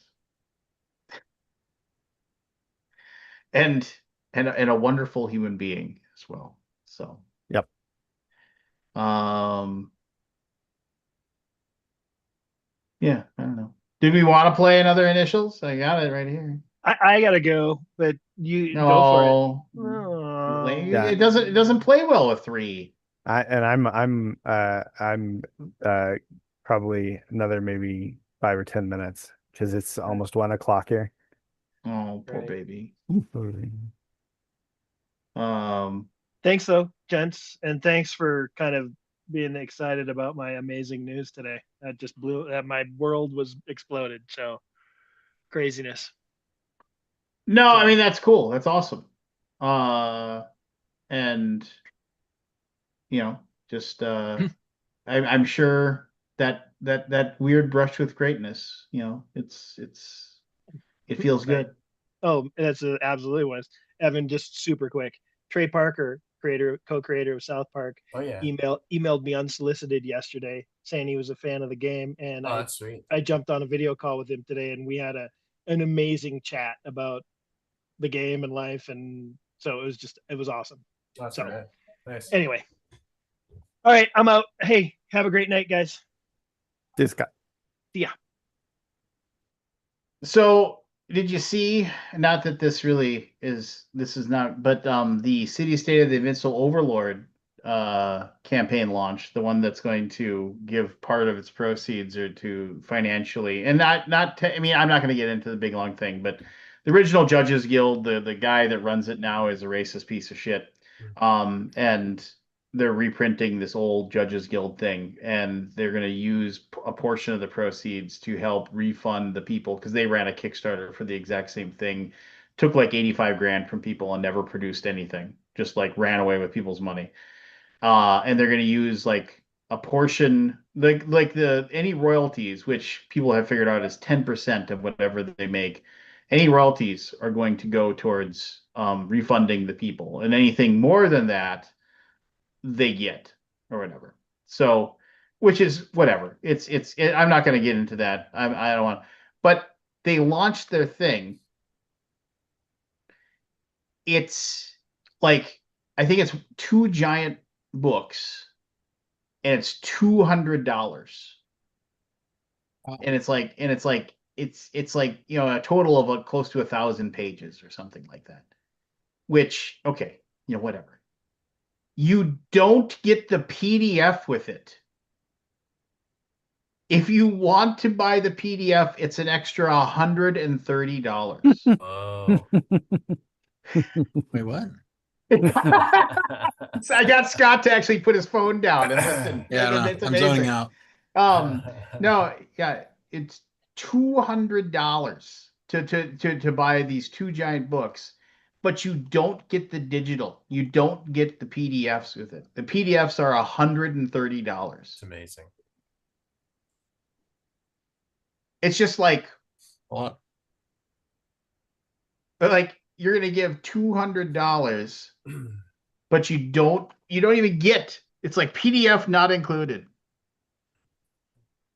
What was this game again? It's City State of the Invincible Overlord. I talked to you a little bit about it on Backer Kit. Yeah, they raised 389 grand right now. Yeah. The pledge levels are for $200, the massive box set for the 5e City State Invincible Overlord, more than 800 pages of content, $200. You can get the Dungeon Crawl Classics version if you don't want the 5e version. You don't get the PDF with those. It's If Goodman Games. Yeah, it's Goodman Games. If you want the PDF, it's $130. There's no option, like, you basically have to do as an add-on. If you want to give them $400, you can get both the 5e and the Dungeon Crawl Classics version of it. If you want to give them $260, you can get the PDF of both versions. It's insanity. And like, and Well, it's people are 4 backing books, it. right? It's 4 books that are 208 pages long. Well, no, the box set has a total of 800 pages or more. Yeah, And that's a lot. I'd say that's a lot of book. That's I a mean, lot if of it's book. 4 books at like 200 pages each, then it's $50 a book. Well, no, it's Sort of. it's a box set. They haven't really said how it's going to I be mean, divvied it says up. book 1, this, book 2, this, book 3, but 240 pages each. Each of the 4 books will be approximately 200 to 240 pages long. What's in the box? Let's see. Yeah, scroll 800 down below pages the in. picture. Oh, okay, yeah, you're right. So it's 4 $50 books. It's not really that. I like also. off. In addition, we anticipate, not Yeah. for sure, we anticipate at least 5 poster maps and potentially a player map as well. So it's I mean, like if a PDF is only like $30, $40, then it makes sense. So you can It's not outrageous. it's a lot, but not to include the PDFs. Like one of the first things is Yeah, it's hard weird. copies and PDFs. So if you buy the hardcover, you should get the PDF. Come on. Yeah, do the print edition pledge levels come with PDFs? And it says, give us the PDFs with hardcover. It seems a bit insane that I have to pretty much back the project once over if I want to get PDFs along with my box. I understand that licensing terms may be limiting, but since you're already producing the PDFs anyway, why can't you provide them to hard copy backers? They've It's also got a like finite amount of the PDFs on the pledge yes. levels. Well, because they want to limit how much money theoretically the Judges Guild will get. That's the purpose behind that. Oh, okay. And I'm guessing also to hit FOMO, whatever, to get the FOMO going. It's like, I love y'all's work, but expecting an additional $130 to get a PDF fucking sucks. Yeah. That said, I already gave you $200, so I guess I'm dumb. It's like, I think we as backers deserve a better explanation than licensing. $200 plus shipping with no proof of concept is a pretty big ask. People are willing to back it anyways because of your reputation. And part of that is your reputation for clear communication. Yeah, people are not happy about it, but they're still giving them the $200, whatever. Yeah. I mean, I like know. Goodman Games big box books like that. They're good quality.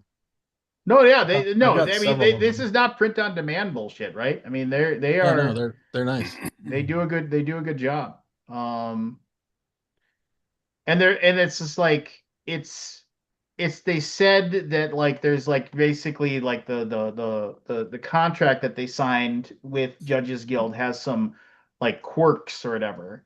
And then they're saying that like, oh, it's like, but we can't announce what the quirks are because of an NDA that we've signed. And it's just so people are like, look at these books. I mean, they're probably going to be this thick. Yeah. These books are massive. Amazing. Oh, I know. And people are going to be paying like $60 to ship that, to them. Yeah. Although they probably could do media mail. I don't think they do because these things, right? They rarely do media mail because media mail just gets the shit kicked out of it usually. Oh, really? Yeah. Temple of Alaboom Evil, man. Look at that. No, that's a great book. Are they going to be? I mean, obviously they're going to be illustrating it. I mean, because they're redoing it, right? It's like they're going to show the original plus they're going to redo it. I'm guessing. Yeah. Hi, just be very specific. The license limits how we can offer PDFs. That's the best we can with them, everyone. Sorry we couldn't offer them for free. And like, and how is it you're allowed to offer them? It's like percent of the print cost, or it's like completely arbitrary. It's like, I mean, and that's fine. It's just like and then and then like I mean, and it's just like it's just a bad answer. Here's a like somebody saying this is stupid, give me the PDFs. And then they're saying, and then like the official response is remember the first six they called OAR, like or, I think it's like something, revisions. I don't know why it's called OAR. It's like old school.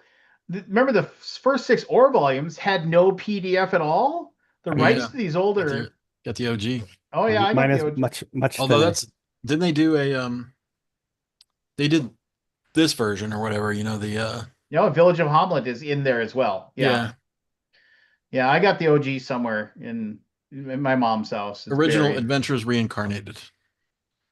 Yeah, original Adventure Reincarnated. It's like Ugh.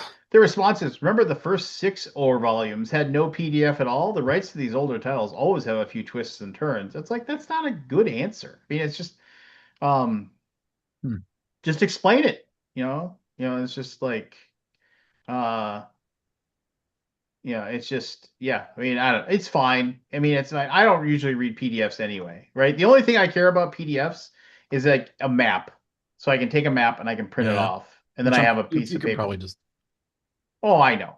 I mean, here's the deal. When the PDFs come out, you'll be able to find the PDF online within within a week anyway. So, I mean, somebody will take it, upload it somewhere, and it'll just be free for the taking. Um, you'll be it'll be out there to snag. Um, are we expected to all caps, of course? Are we expected to shell out $130 more for PDFs than they're paying for $200 for the books? That's insane. Just like ah, yeah. I don't know. It's when I saw the pricing because they were talking about having it be $150, and I was like, that seems fair. And then it was like $200. I was like, oh my God, that's a lot of money. And I wasn't gonna. I'm not gonna back. I mean, it's like I feel bad that I'm not gonna back it, but I just can't support it because of the Judges Guild bullshit that's going on. I just can't do it. Um, and then I saw the pricing, and I was like, good fucking God, that's insane. I was like, oh, I'll pick this welcome to up after Mark. 2025. Yeah, it's like I was like I'll pick it up aftermarket, right? I mean like, I'll somebody will sell it and I can just buy it off of them, pay a little extra or something. But yeah, insanity. I mean, how often, I mean, not to go behind the curtain for trick or treat, but I mean, how do you guys? I mean, I don't need to know your pricing, like, well, how you figure it out, but I mean, I'm sure you sit there and hammer away on, like obviously production costs, shipping costs, the whole nine yards, and then you figure out what you can charge to like make X profit and whatever. I mean, how long do those meetings and matriculations usually take you guys to figure out for what you charged? I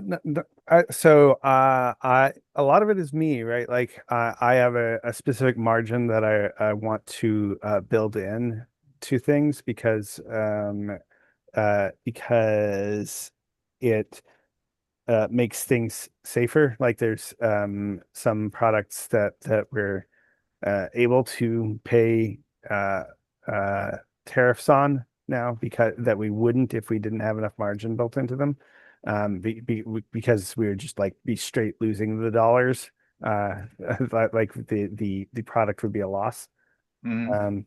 Um, so I have specific margin goals that um, I try to aim at, and my what I want differs slightly from what some different people in the company want, but for the most part, my number still works for a good product, and um so usually it's uh my recommendation is what the price is. There have only been a couple of things where it's been significantly different from what I felt it should have been for our MSIP compared to our manufacturing cost. Mm. And after the first couple of times where that occurred, they saw what the end result was, and now I don't even know what the last one was that where it wasn't my recommendation. So but yeah, no, you do the math and make sure you have the margin built in with including like a lot of the stuff is pretty straightforward, right? Like you got your game designers, you got your licensing, if there's an IP associated with it, you've got some flat costs, you've got shipping, you've got the margin that has to be made through distribution, things like that. So a lot of stuff's pretty easy um, to say, here's the bare minimum where we could make some money off of it, and here's what the top end could be, and here's the recommendation based on a lot of times when we're choosing what materials go into the product, we're trying to make sure that it is hitting an appropriate perceived value for the dollars, and that's the harder thing, because I think the um uh figuring out the right price to get the margin that we want is more cut and dry, whereas being like, oh, well, does this have enough perceived value for the consumer to be like, oh, that was worth paying for it. And especially when we're dealing with stuff like the Halloween game has standees in it, right? And some people are okay with that, some people are not, and so it's a uh, hard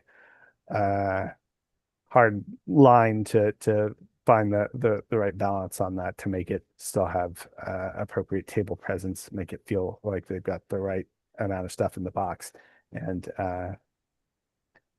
so but yeah, I wouldn't say the conversations about it aren't usually super long, right? Like it's usually, um, hey, here's this cost, we stick it in a spreadsheet. We're like, this is how much it'll be landed, and with all the uh, licenses and royalties taken out, and then distribution taken out. So this is what we need to charge to make margin and stuff. So Yeah. so yeah, I don't think it's I don't know. Is your experience different? Do y'all sit there and hash out the cost more? I mean, usually what happens is that Shane and Josh, I mean, honestly, I don't know how they figured out. They're like, okay, this is where we're at. And then I I'm kind of weirdly old school. I mean, like I just say my gut tells me nobody's going to pay us that much for this. Just because and my gut is repeatedly coming true as being correct. Like before we launch something, I'll just say, and like Shane's like, what do you think about this one? I think we'll fund it about this level. And I mean, I've like probably the last 10, I've hit it repeatedly. I mean, it's just one of those things where it's like maybe my secret power. My other secret power is I can fall asleep. My superpower is I can fall asleep anywhere, anytime. I can just tell myself time to go to sleep, and I go to sleep. And the other one is I can pick up a piece of luggage and I can tell you how much it weighs and whether or not you're gonna be over that 50-pound threshold. It's like my wife's always like, I'll pick up my wife's when she's going on a trip, and I'm like 42. She's like, whatever. And she takes over the scale, 41.8. Just like Yeah. just yeah, so I can usually say, yeah, I think what you're saying right here is like, and I mean, it's just like it's weird, right? I mean, it's like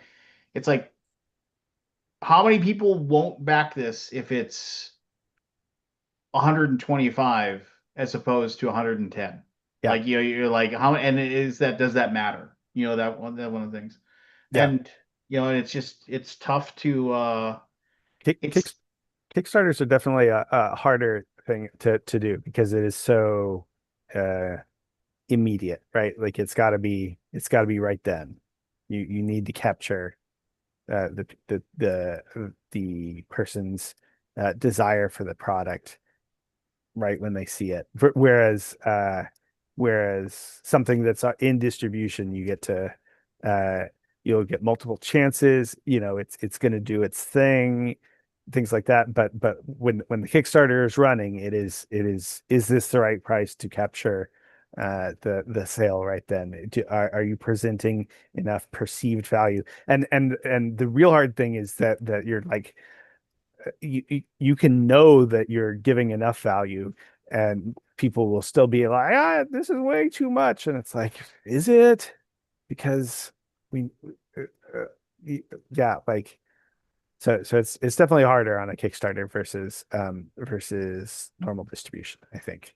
I think it's yeah. a different prospect there. Uh, figuring out what the right because that they land on the page, maybe they watch the video, maybe they read a couple of the things and do a little bit of scrolling, and then it's is is that whatever 15 seconds of images flashed through their eyeballs, did that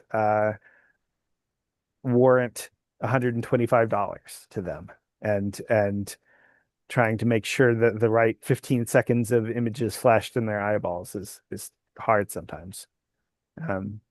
Kickstarter doesn't do any analytics like that, right? Like how long someone spent on a page before pushing the button, or how long they looked at the page before they left, or like how far they scrolled down the page. They don't do any of those kind of metrics, do they?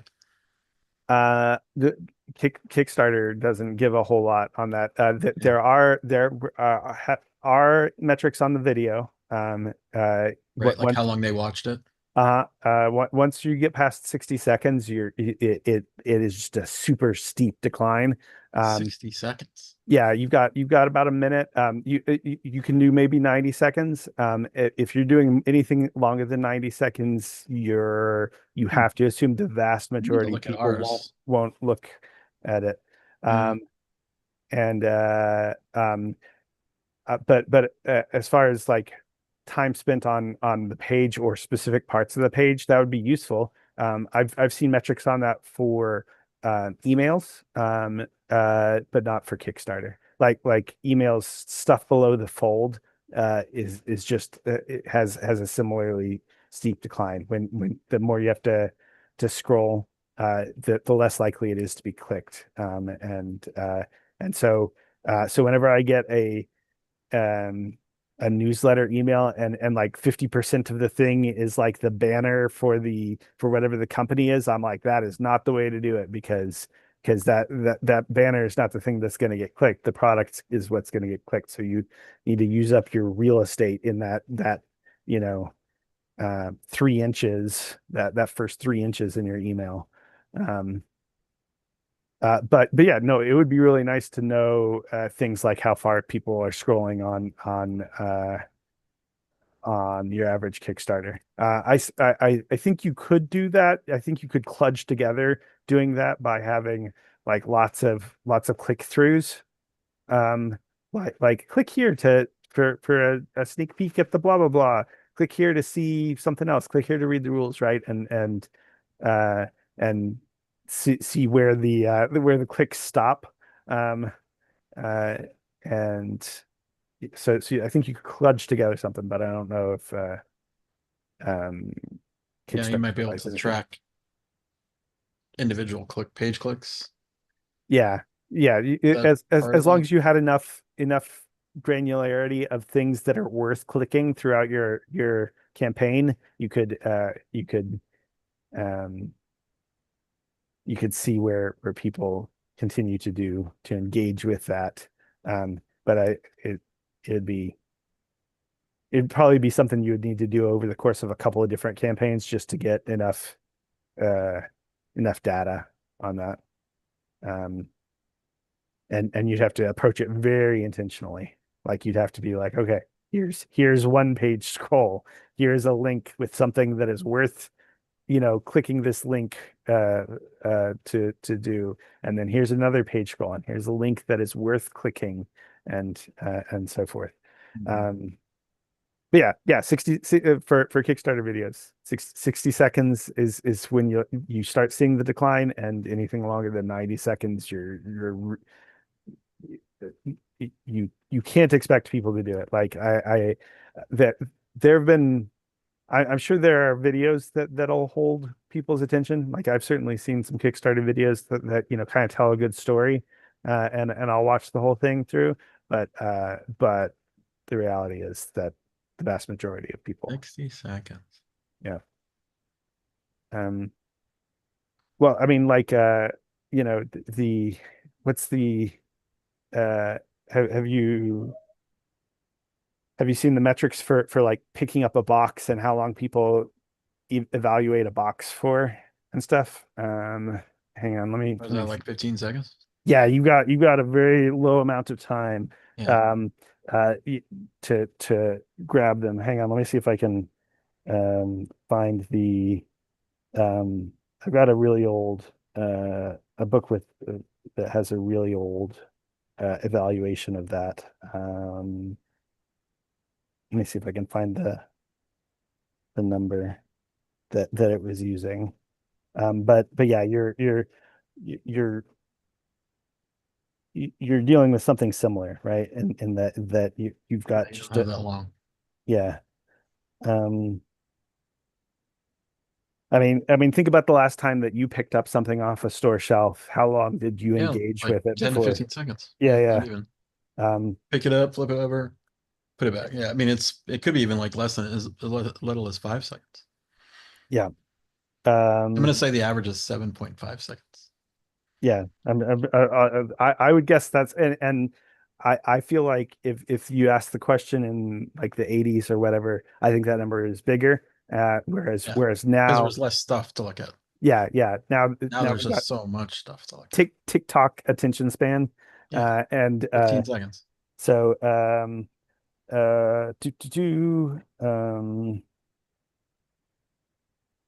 let's see. Uh, uh, Pulls the box from the shelf, looks at the top, spend 4 to 7 seconds deciding if they should invest more time in the product. If the box top is appealing, fun and not intimidating, blah, blah, blah, they'll turn it over and look at the back. And then you have another 20 to 30 seconds, maybe. Uh, and this is again, this is a book from like the 90s or something. So I just did a Google search on that. It says consumers often make rapid purchase decisions, especially in stores, with estimates suggesting shoppers may only spend 3 to 5 seconds Yeah. noticing a product on the shelf and deciding whether to purchase it. Some estimates even suggest less than 2. Yep. The rapid decision-making process highlights the crucial role of board game packaging. Packaging serves, I mean, this is AI basically telling me this. Oh, okay. Google, everything is on Google is AI now. Oh yeah. No, I'm using Actually, DuckDuckGo because I can't. It's bugging me. Yeah, I can't stand it. So who knows? I hate the fact that I had to from. turn off the fact that when I open up an email on my Gmail, it tries to give me an AI summary of an email I just got. Stop it. I can read. I had to go turn it off. And it took forever to figure out how to turn it off, too. It was But- like, Yeah, 3 to 5 seconds seem to be the consensus I've done on our search. Yeah. Without AI. And that jives with my my feeling that this book is older and it says 4 to 7 seconds. So if the answer is Yeah, I mean it makes sense. 3 to 5 And now, then yeah, it's basically in 20 years time, or 40 years time, it's been halved. Yeah. So have any of you invested in BackerKit? No. 1.195 million. Wow. They've raised 1.915. So what is the deal with? Are they going to be starting to do quarterly reports to these people that invested? So here's like, so is this? I looked this is one. Or are they doing nothing? Basically 1.2 million bucks they've got in investment right now. So here's a comment somebody posted, and it said, we are evaluating participation and have reviewed the investment terms and details of this project. or project. We would now appreciate clarification on several investor-focused points before considering further engagement. Specifically, we are seeking clarity on whether there is a realistic path to liquidity, whether there is a future funding roadmap that will either build value or dilute early investors, how the founders see their end game, and whether there is any option for liquidity prior to an exit. Clear responses to these questions Clear responses to the following questions are essential for assessing the opportunity. 1. What is your anticipated timeline or roadmap for a potential liquidity event? 2. Are there plans to raise additional institutional or venture capital rounds? And if so, how do you see those rounds contributing toward or delaying a major exit event? 3. How does the team view the balance between a long-term independence and the potential for acquisition or public offering? 4. Are there any mechanisms under consideration to provide optional investor liquidity prior to a major exit event? Thank you for your time. And like the CEO of BackerKit responded by saying, we are still considering multiple potential paths for investor returns, including acquisition, IPOs, stock buybacks, or dividends. We are focused on long-term growth as we reinvent crowdfunding for the creator economy so that liquidity event could be more than 5 years out. We want to remain independent like our creators for as long as makes sense. As the company grows, future funding rounds may occur. Given this is our first significant funding round in 13 years as a company, we know how to be scrappy, but we want to make sure we are maximizing helping our creators grow. Overall, our goal is to increase the value of the business. That could result in a big benefit for early investors. Which didn't answer any of that guy's questions No, whatsoever. that's a whole bunch of nonsense. That was just like, that didn't answer I mean, I like BackerKit anything. and stuff, but I don't know. It seems like an odd way to just flush your money down the drain. If you give them, it's like I was looking. There's no legal reason for them to ever give you your money back or pay a dividend. Or I mean, there's nothing ties. I tried to read it, and somebody smarter than me would have to explain it to me. But I did not see in there anything that told me how they were going to pay you back, like specifically the turnaround time or nothing. Are they going to do quarterly financials and they're going to pay out all the money to all the investors? Like, is it a dividend or like? Yeah, I mean, I guess there's a lot of questions. And it gets really weird too. I jumped to conclusions. I read nothing, so I don't know what the reality is. I'm going to backtrack my statement. If you want to invest in BackerKit, full power to you. Yeah. So, and again, I don't know. I could be completely. I mean, wrong. it could be a great opportunity. Who knows? I mean, we don't know though. So I don't know how this stuff works with private equity. It's not really in private equity. It's more like the private blurb is funding. Great opportunity, Scott Alden. Yeah, it's a great opportunity. Let me just say, I am not a lawyer. No. Does Kickstarter take private donations like that or whatever? I don't think so. It's not a donation. It's more so like. Here, let me share my screen. Like, what are you buying here? So you're buying equity. Yeah, it's not regulated. So here we go. It says, invest in BackerKit and continue to fuel the creator economy. It's like, we want our investors to have the same fun as they do on our platform. Not only are we offering equity in BackerKit, giving you the opportunity to own a piece of our success, we also have rewards at each tier. Each tier builds upon the last, so you get the rewards in your tier and all the ones underneath it. Which is bad that they said underneath it because it's not underneath. But regardless, it's fine. Yeah. So $100 future equity in BackerKit, which doesn't mean anything. Yeah. Yeah, digital investor. When it says equity, like what percentage of the company are they selling here? And are you really owning it? Like, that's the question. Digital investor bronze badge on BK crowdfunding. So basically, if you're on the thing, you'll have this little badge that will show that you invested. Okay. Then name listed on the thing. Okay. So for $500, you get a 5-pin set. It like $1,000. It's like digital investor gold badge, expert 30-minute crowdfunding strategy deep dive with our team. If you give them $1,000. Right? What is this?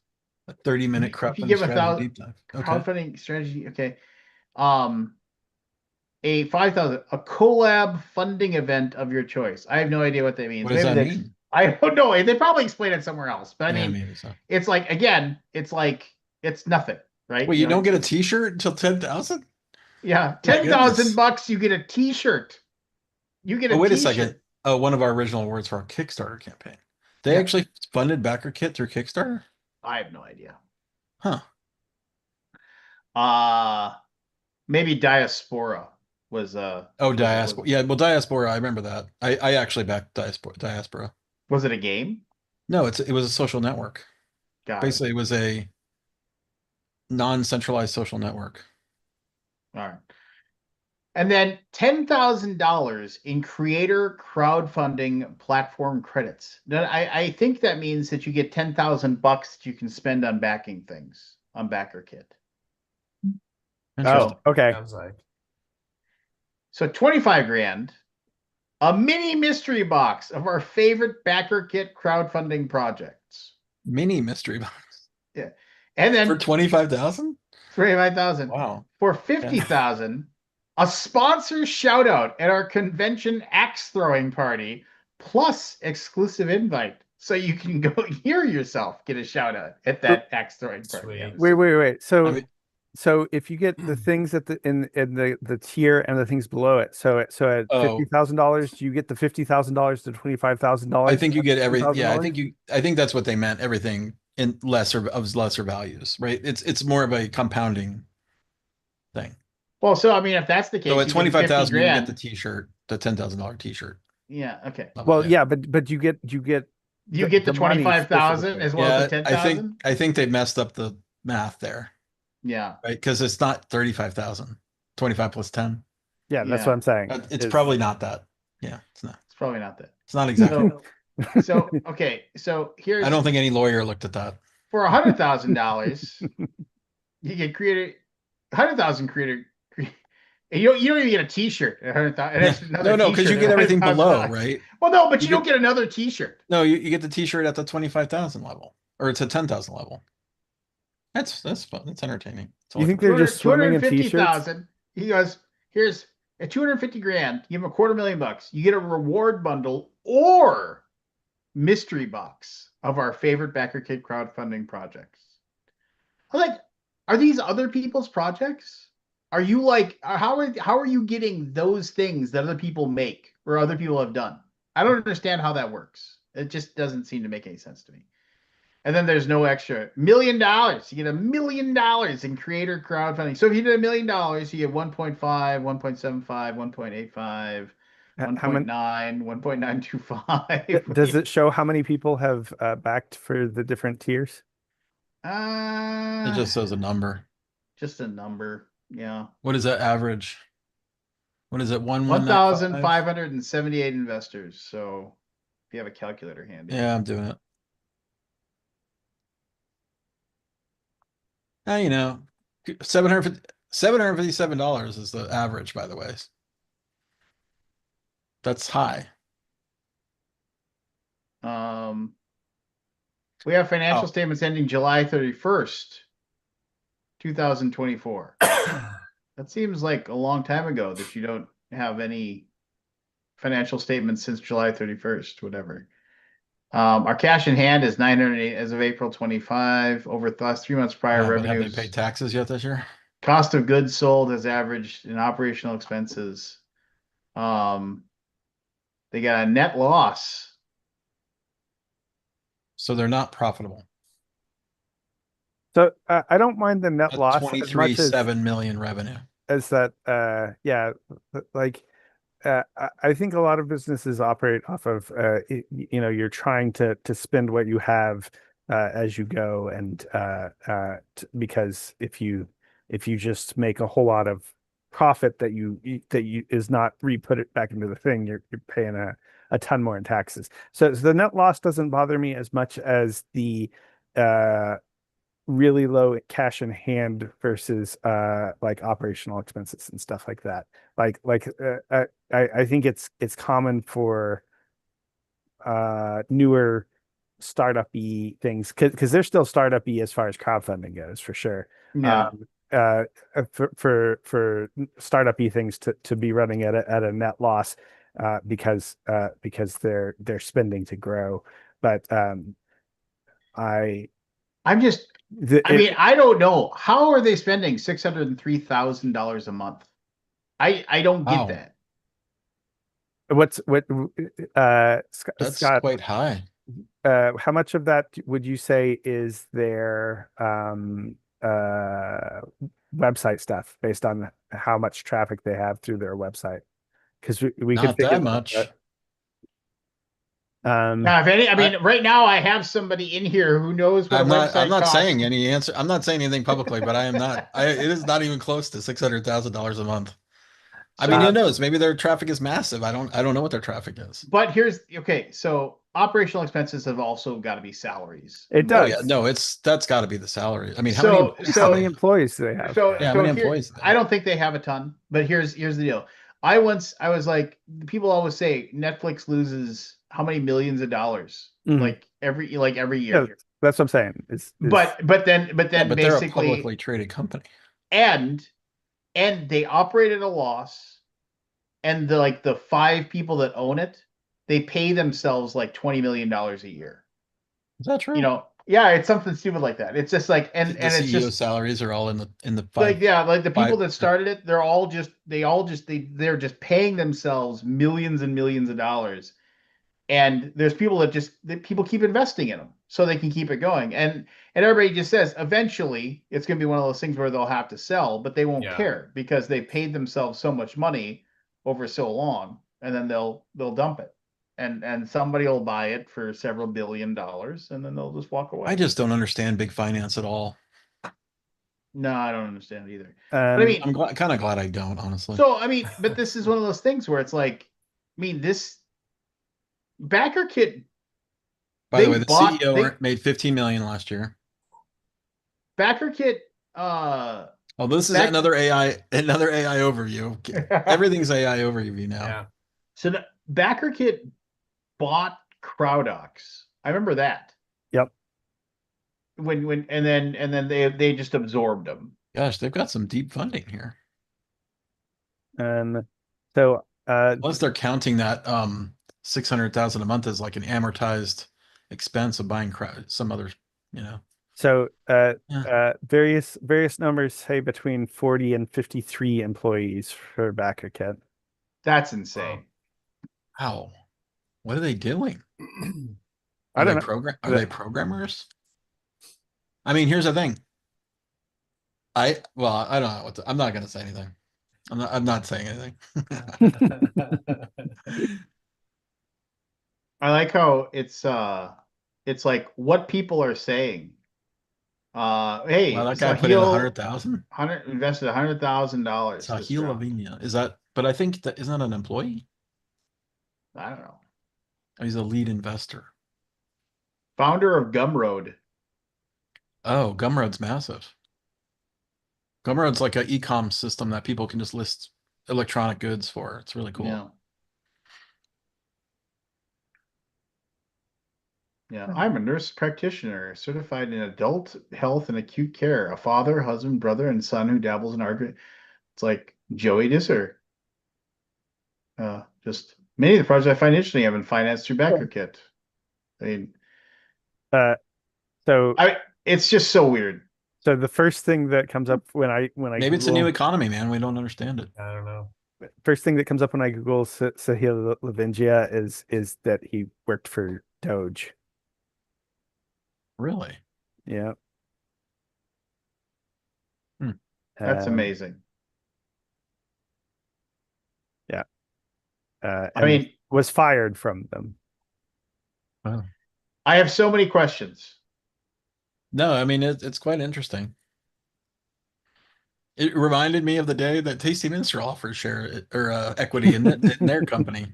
I mean, I didn't want to touch that. I didn't want to touch that. I mean, Well, we because don't have to say anything because about that. Andy's here, and I don't want. Do you know how I much don't was wanna- raised? I don't know. I mean, like It what was like what it was was. raised with that one?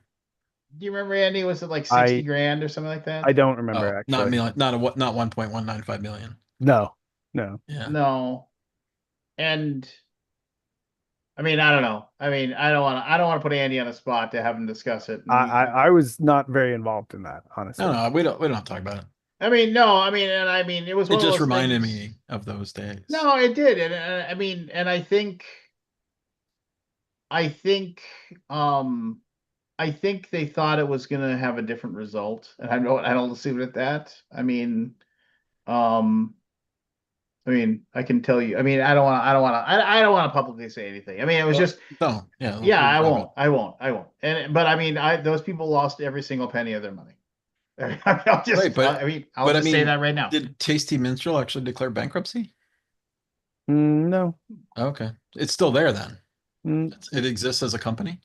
you know, Is it an good entity that question. still exists? It's a good That is a question. really good question. That's an interesting question. Anyway, I we don't need to pry into this stuff. I'm not. I don't. I'll say this. I don't know what the answer to that question is, but that immediately made me think of, like, if you ever read the book Cryptonomicon. Um, I've not read it. it's a really good book. You should. It's a fantastic story, and it's probably. I mean, Neil Stephenson's Snow Crash put him on the map, but Cryptonomicon is probably the better book for a lot of reasons. But anyway, there's this story about this guy who basically he worked at this university in the library, and he was so boring there that he just decided to, like. And this is back when computers weren't ubiquitous in your home. He just basically started he was coming up he liked playing D&D, and so he started coming up with this kind of game that you could probably play, like a survival game. And he just started programming it on the mainframe of the computer after he had this conversation with a friend of his who was like, "Oh, let's have this idea." And they like talked about making a game and how it would work. And so he had all this spare time, and so he makes this game and on the main, using the computers at the college. And then um when he realized that, like, basically he had something that was really innovative and really amazing, he was like, I could probably like sell this. Like it was like, because it was like really well done.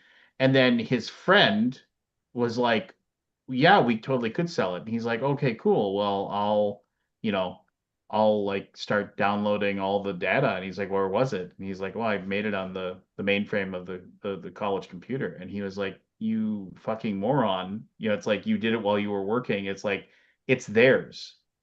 And so it was like, and so basically there's this thing. He has this game, this D&D game basically, that everybody wants. He can't give it to anybody. The university is suing him. His friend is suing him. His friend is suing the university. The university is suing his friend. And he's basically, he said my um this game, this thing that he was super passionate about, that he really loved, that he just loved goofing around with and playing in his spare time, became this Rolls Royce car that theoretically was worth a lot of money, but it was filled with liquid concrete and was stuck in a junkyard and nobody could touch it because it was just like there was so much like legalese and whatever. And I mean, so I don't think TMG ever declared bankruptcy or ever truly went under. And I Yeah. think I think it was like it's an entity that exists in some way that theoretically, if Michael ever wanted to go back, and Seth owned part of it too, didn't he, Andy? Yeah, it depends on how you look at it. Yeah, But I think Michael gave Seth some, equity in what it yeah. was. Well, I think they like, but yeah. So I mean, it's one of those things where it's like theoretically they could probably do something with it again, but I mean, it's so tied up with so much stuff that it would be easier and better if they decided they wanted to do that, just making an entirely different company and starting over from scratch than trying to. I'm not sure that's true. There's certainly baggage, but there's also recognition value. And if politics have taught us anything, that just having a name that people recognize gets you pretty far. I mean, I guess maybe. I mean, but I mean, it's like, and you know what? You might be right, but I mean, I wouldn't want to. I mean, this is just personally. I wouldn't want to like start something and like try to sell a game and then just open the floodgates to everybody that was like, oh, it's like I never got my Emperor's Choice, or whatever, and like have to deal with the boo birds coming out of the woodwork to like Yeah.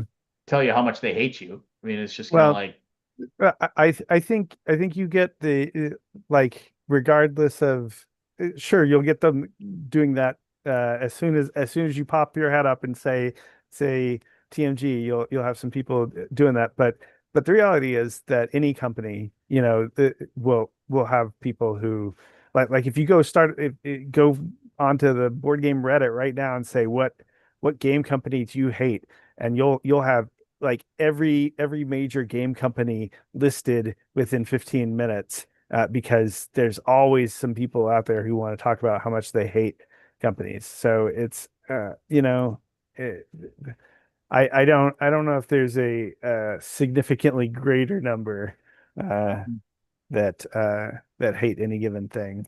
Um, yeah. so yeah. I mean, it's just, I mean, I don't know, man. I mean, one of the things we say at Gray Fox all the time is that we've never failed to deliver a game. It's like we've never taken the money and run. We've Yeah. been late. Right. We've been late. We've been months late in some situations. You know, we never got a year late. But we've been late, and and it is, and we've had to do like fixes to fix people's games that didn't have the right stuff, but we've always taken it on the chin and made sure that we made everything right and done right by people. And so when people come out and just like, I'll never back another Gray Fox game again, like every single person there's still a couple dozen people that just wait for us to launch something. They come in and they pledge their dollar so they can come in and Yep. say That's we suck. That's what I'm saying is there's always somebody. And so hang on, I'm gonna read you a thing. Uh, let's see if I can find the person. Do. Um, so this person, this is for our House of a Thousand Corpses Kickstarter. And this is them replying to an update. Um, they say, near but maybe would be nice to see an actual Kickstarter campaign fulfill the delivery date instead of blaming it on other issues. I'm stoked for the game, but disappointed in the developers. You can do better. Don't set unrealistic goals or goals so tight that the universe has to align correctly for it to happen. My last Trick or Treat studio backing. That's why I don't mind just quoting this directly. My last Trick or Treat studio backing. We started delivery the exact month that we said we were going to start fulfillment.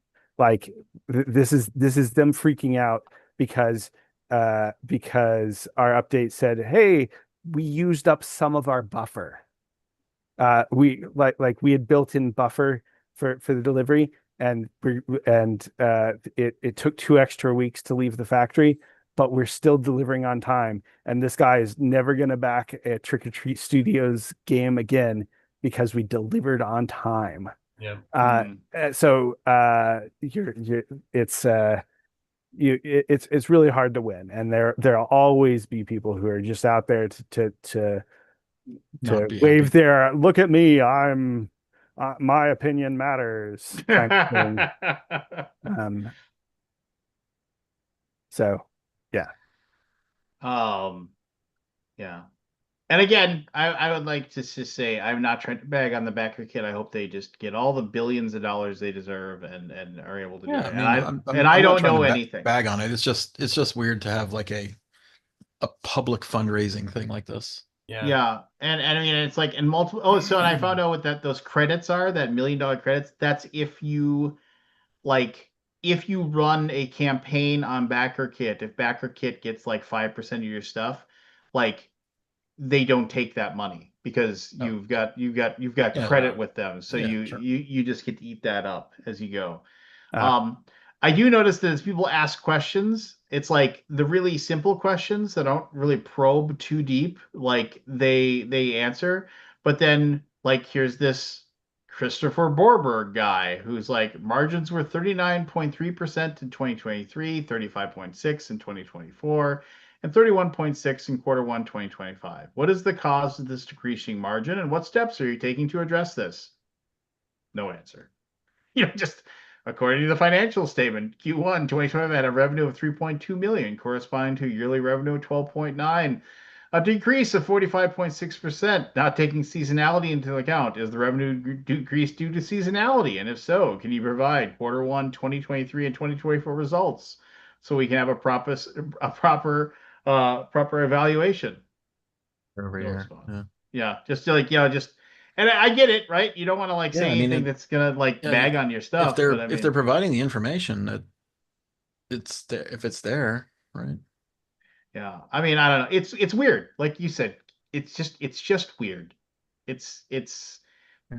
it's one of those things where, it's like it makes you curious How much as revenue did the Brandon Sanderson stuff bring in? Because they had like a like big. 13 million was one of Yeah. their Yeah. I know it things. was 13 million, but how much did they make off of that? I'm guessing 5% or whatever it is. So is that their fee for 5%? I can't remember. Probably something like 5%, and then probably 5% goes to Stripe or whatever the payment processor is. Right. I'm betting dollars to donuts though. They've negotiated Brandon Sanderson negotiated a much better percentage. Just Yeah. like I don't know. That was his first thing, right? Like there's no guarantee Yeah, that he would wasn't do what sure they what was did. going to happen there, I think, probably. Yeah. maybe. But I mean, if and I'll just say this to any creator out there: if you go with a pledge manager, always ask if what can you do for me, and like ask all of them, because I don't think we've ever taken the flat rate with anybody that we've gone to. I mean, it's just 1% less that goes back into your pocket instead of the backer kit. I mean, it adds up. You're So fool. I do know a number here that can What? compare. I don't know. I feel a little oogie about doing this stuff, by the way. Because it says 15 million users engaged since inception. How long have they been around? 13 years, they're saying, or 12 15 years? million visitors? Or I guess that could be Accounts? people that have set up the accounts. Yeah, it could be that's a lot. I Because mean, admittedly, if BGG you only has 4 million. well, but think of everybody who's ever done Kickstarter then use BackerKit, right? So it's like, Yeah, no, and it's a and big deal. and here's and I don't know. Again, I don't know anything. No, of course not. We're just I don't speculating. know anything. This is all It's all speculation. speculation. But Kickstarter just made a giant announcement of the fact that their pledge manager system is going live like next month. Like, we got offered to be in the beta test for it, and then they're like, "What do you look for?" And I said, "This is what we need." And they're like, "We can't support that just now, but we'll be able to support it in a few months." And I was like, "Cool. Well, we'll look at it then." Yeah. And it is going to be so. I can't help but think that a large amount of the money the backer kit gets is from the fact that people use it as their pledge manager. Now, I'm not saying it's the majority or what percentage, and Yeah, I'll be curious to know what Kickstarter takes away from them. I can't.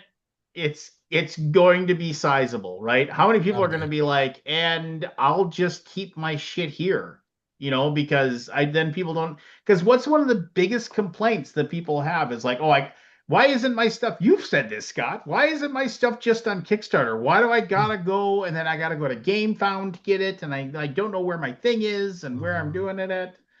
I No, it's mean, a big deal. I didn't know that was not out. I didn't realize that was not out yet. yeah. So Pledge they're manager is a already big deal. allowing late pledges. I mean, especially, here's another thing that I just have a beef with about pledge managers. Well, I gotta sneeze. you got a beef. Nobody collects taxes properly and remits them. We were invited to do that ourselves. Like, what? Why? Why would I use your platform if I'm just going to do it myself?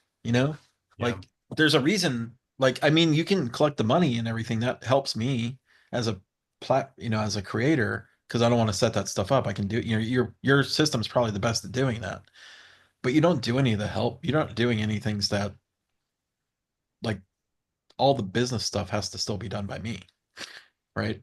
Right. Taxes, Yeah. sales tax, VAT, No.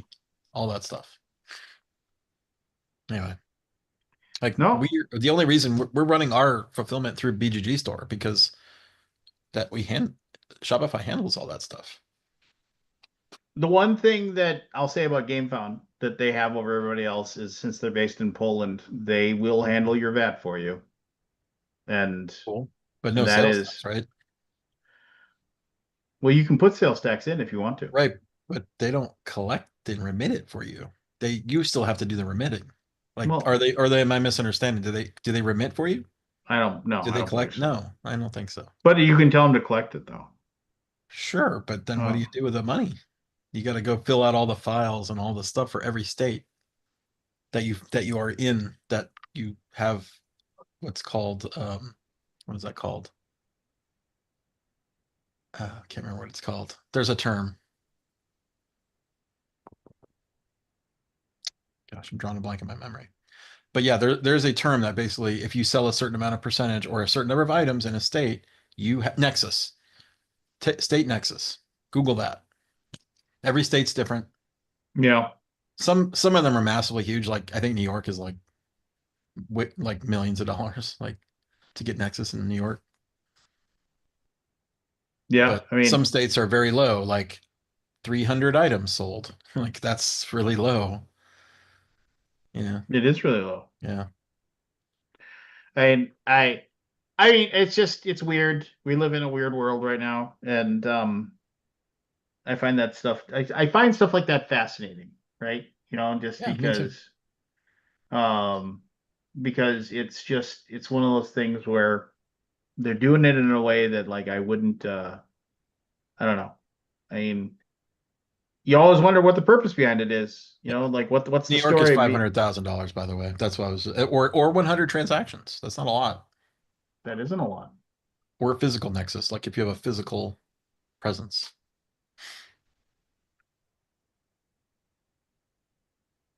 Yeah. All right. Well, we kept Andy Anyway, up later whatever. than he wanted to be, Yep. just because we got talking, and we might as well just shut her down for the night. Shut her Actually, down. all of you hang out just for a quick second after hours, because but thank you all for hanging out and doing your thing. I gotta get up at like early, and I gotta show a bunch of Russians Vampire Survivors tomorrow to see if they wanna in on the board game fun. So, I don't know. Everybody have a good night. Take care. Kabuki says it's Cool. early, but it's almost 1 o'clock. Like, I know. We'll have a super late night one here coming up. But I mean, if I didn't have to get up I at don't know like if I can. 7:30, Yeah. if I didn't have to get up super early tomorrow and talk to a bunch of Russians, I would be bothering. But I gotta. So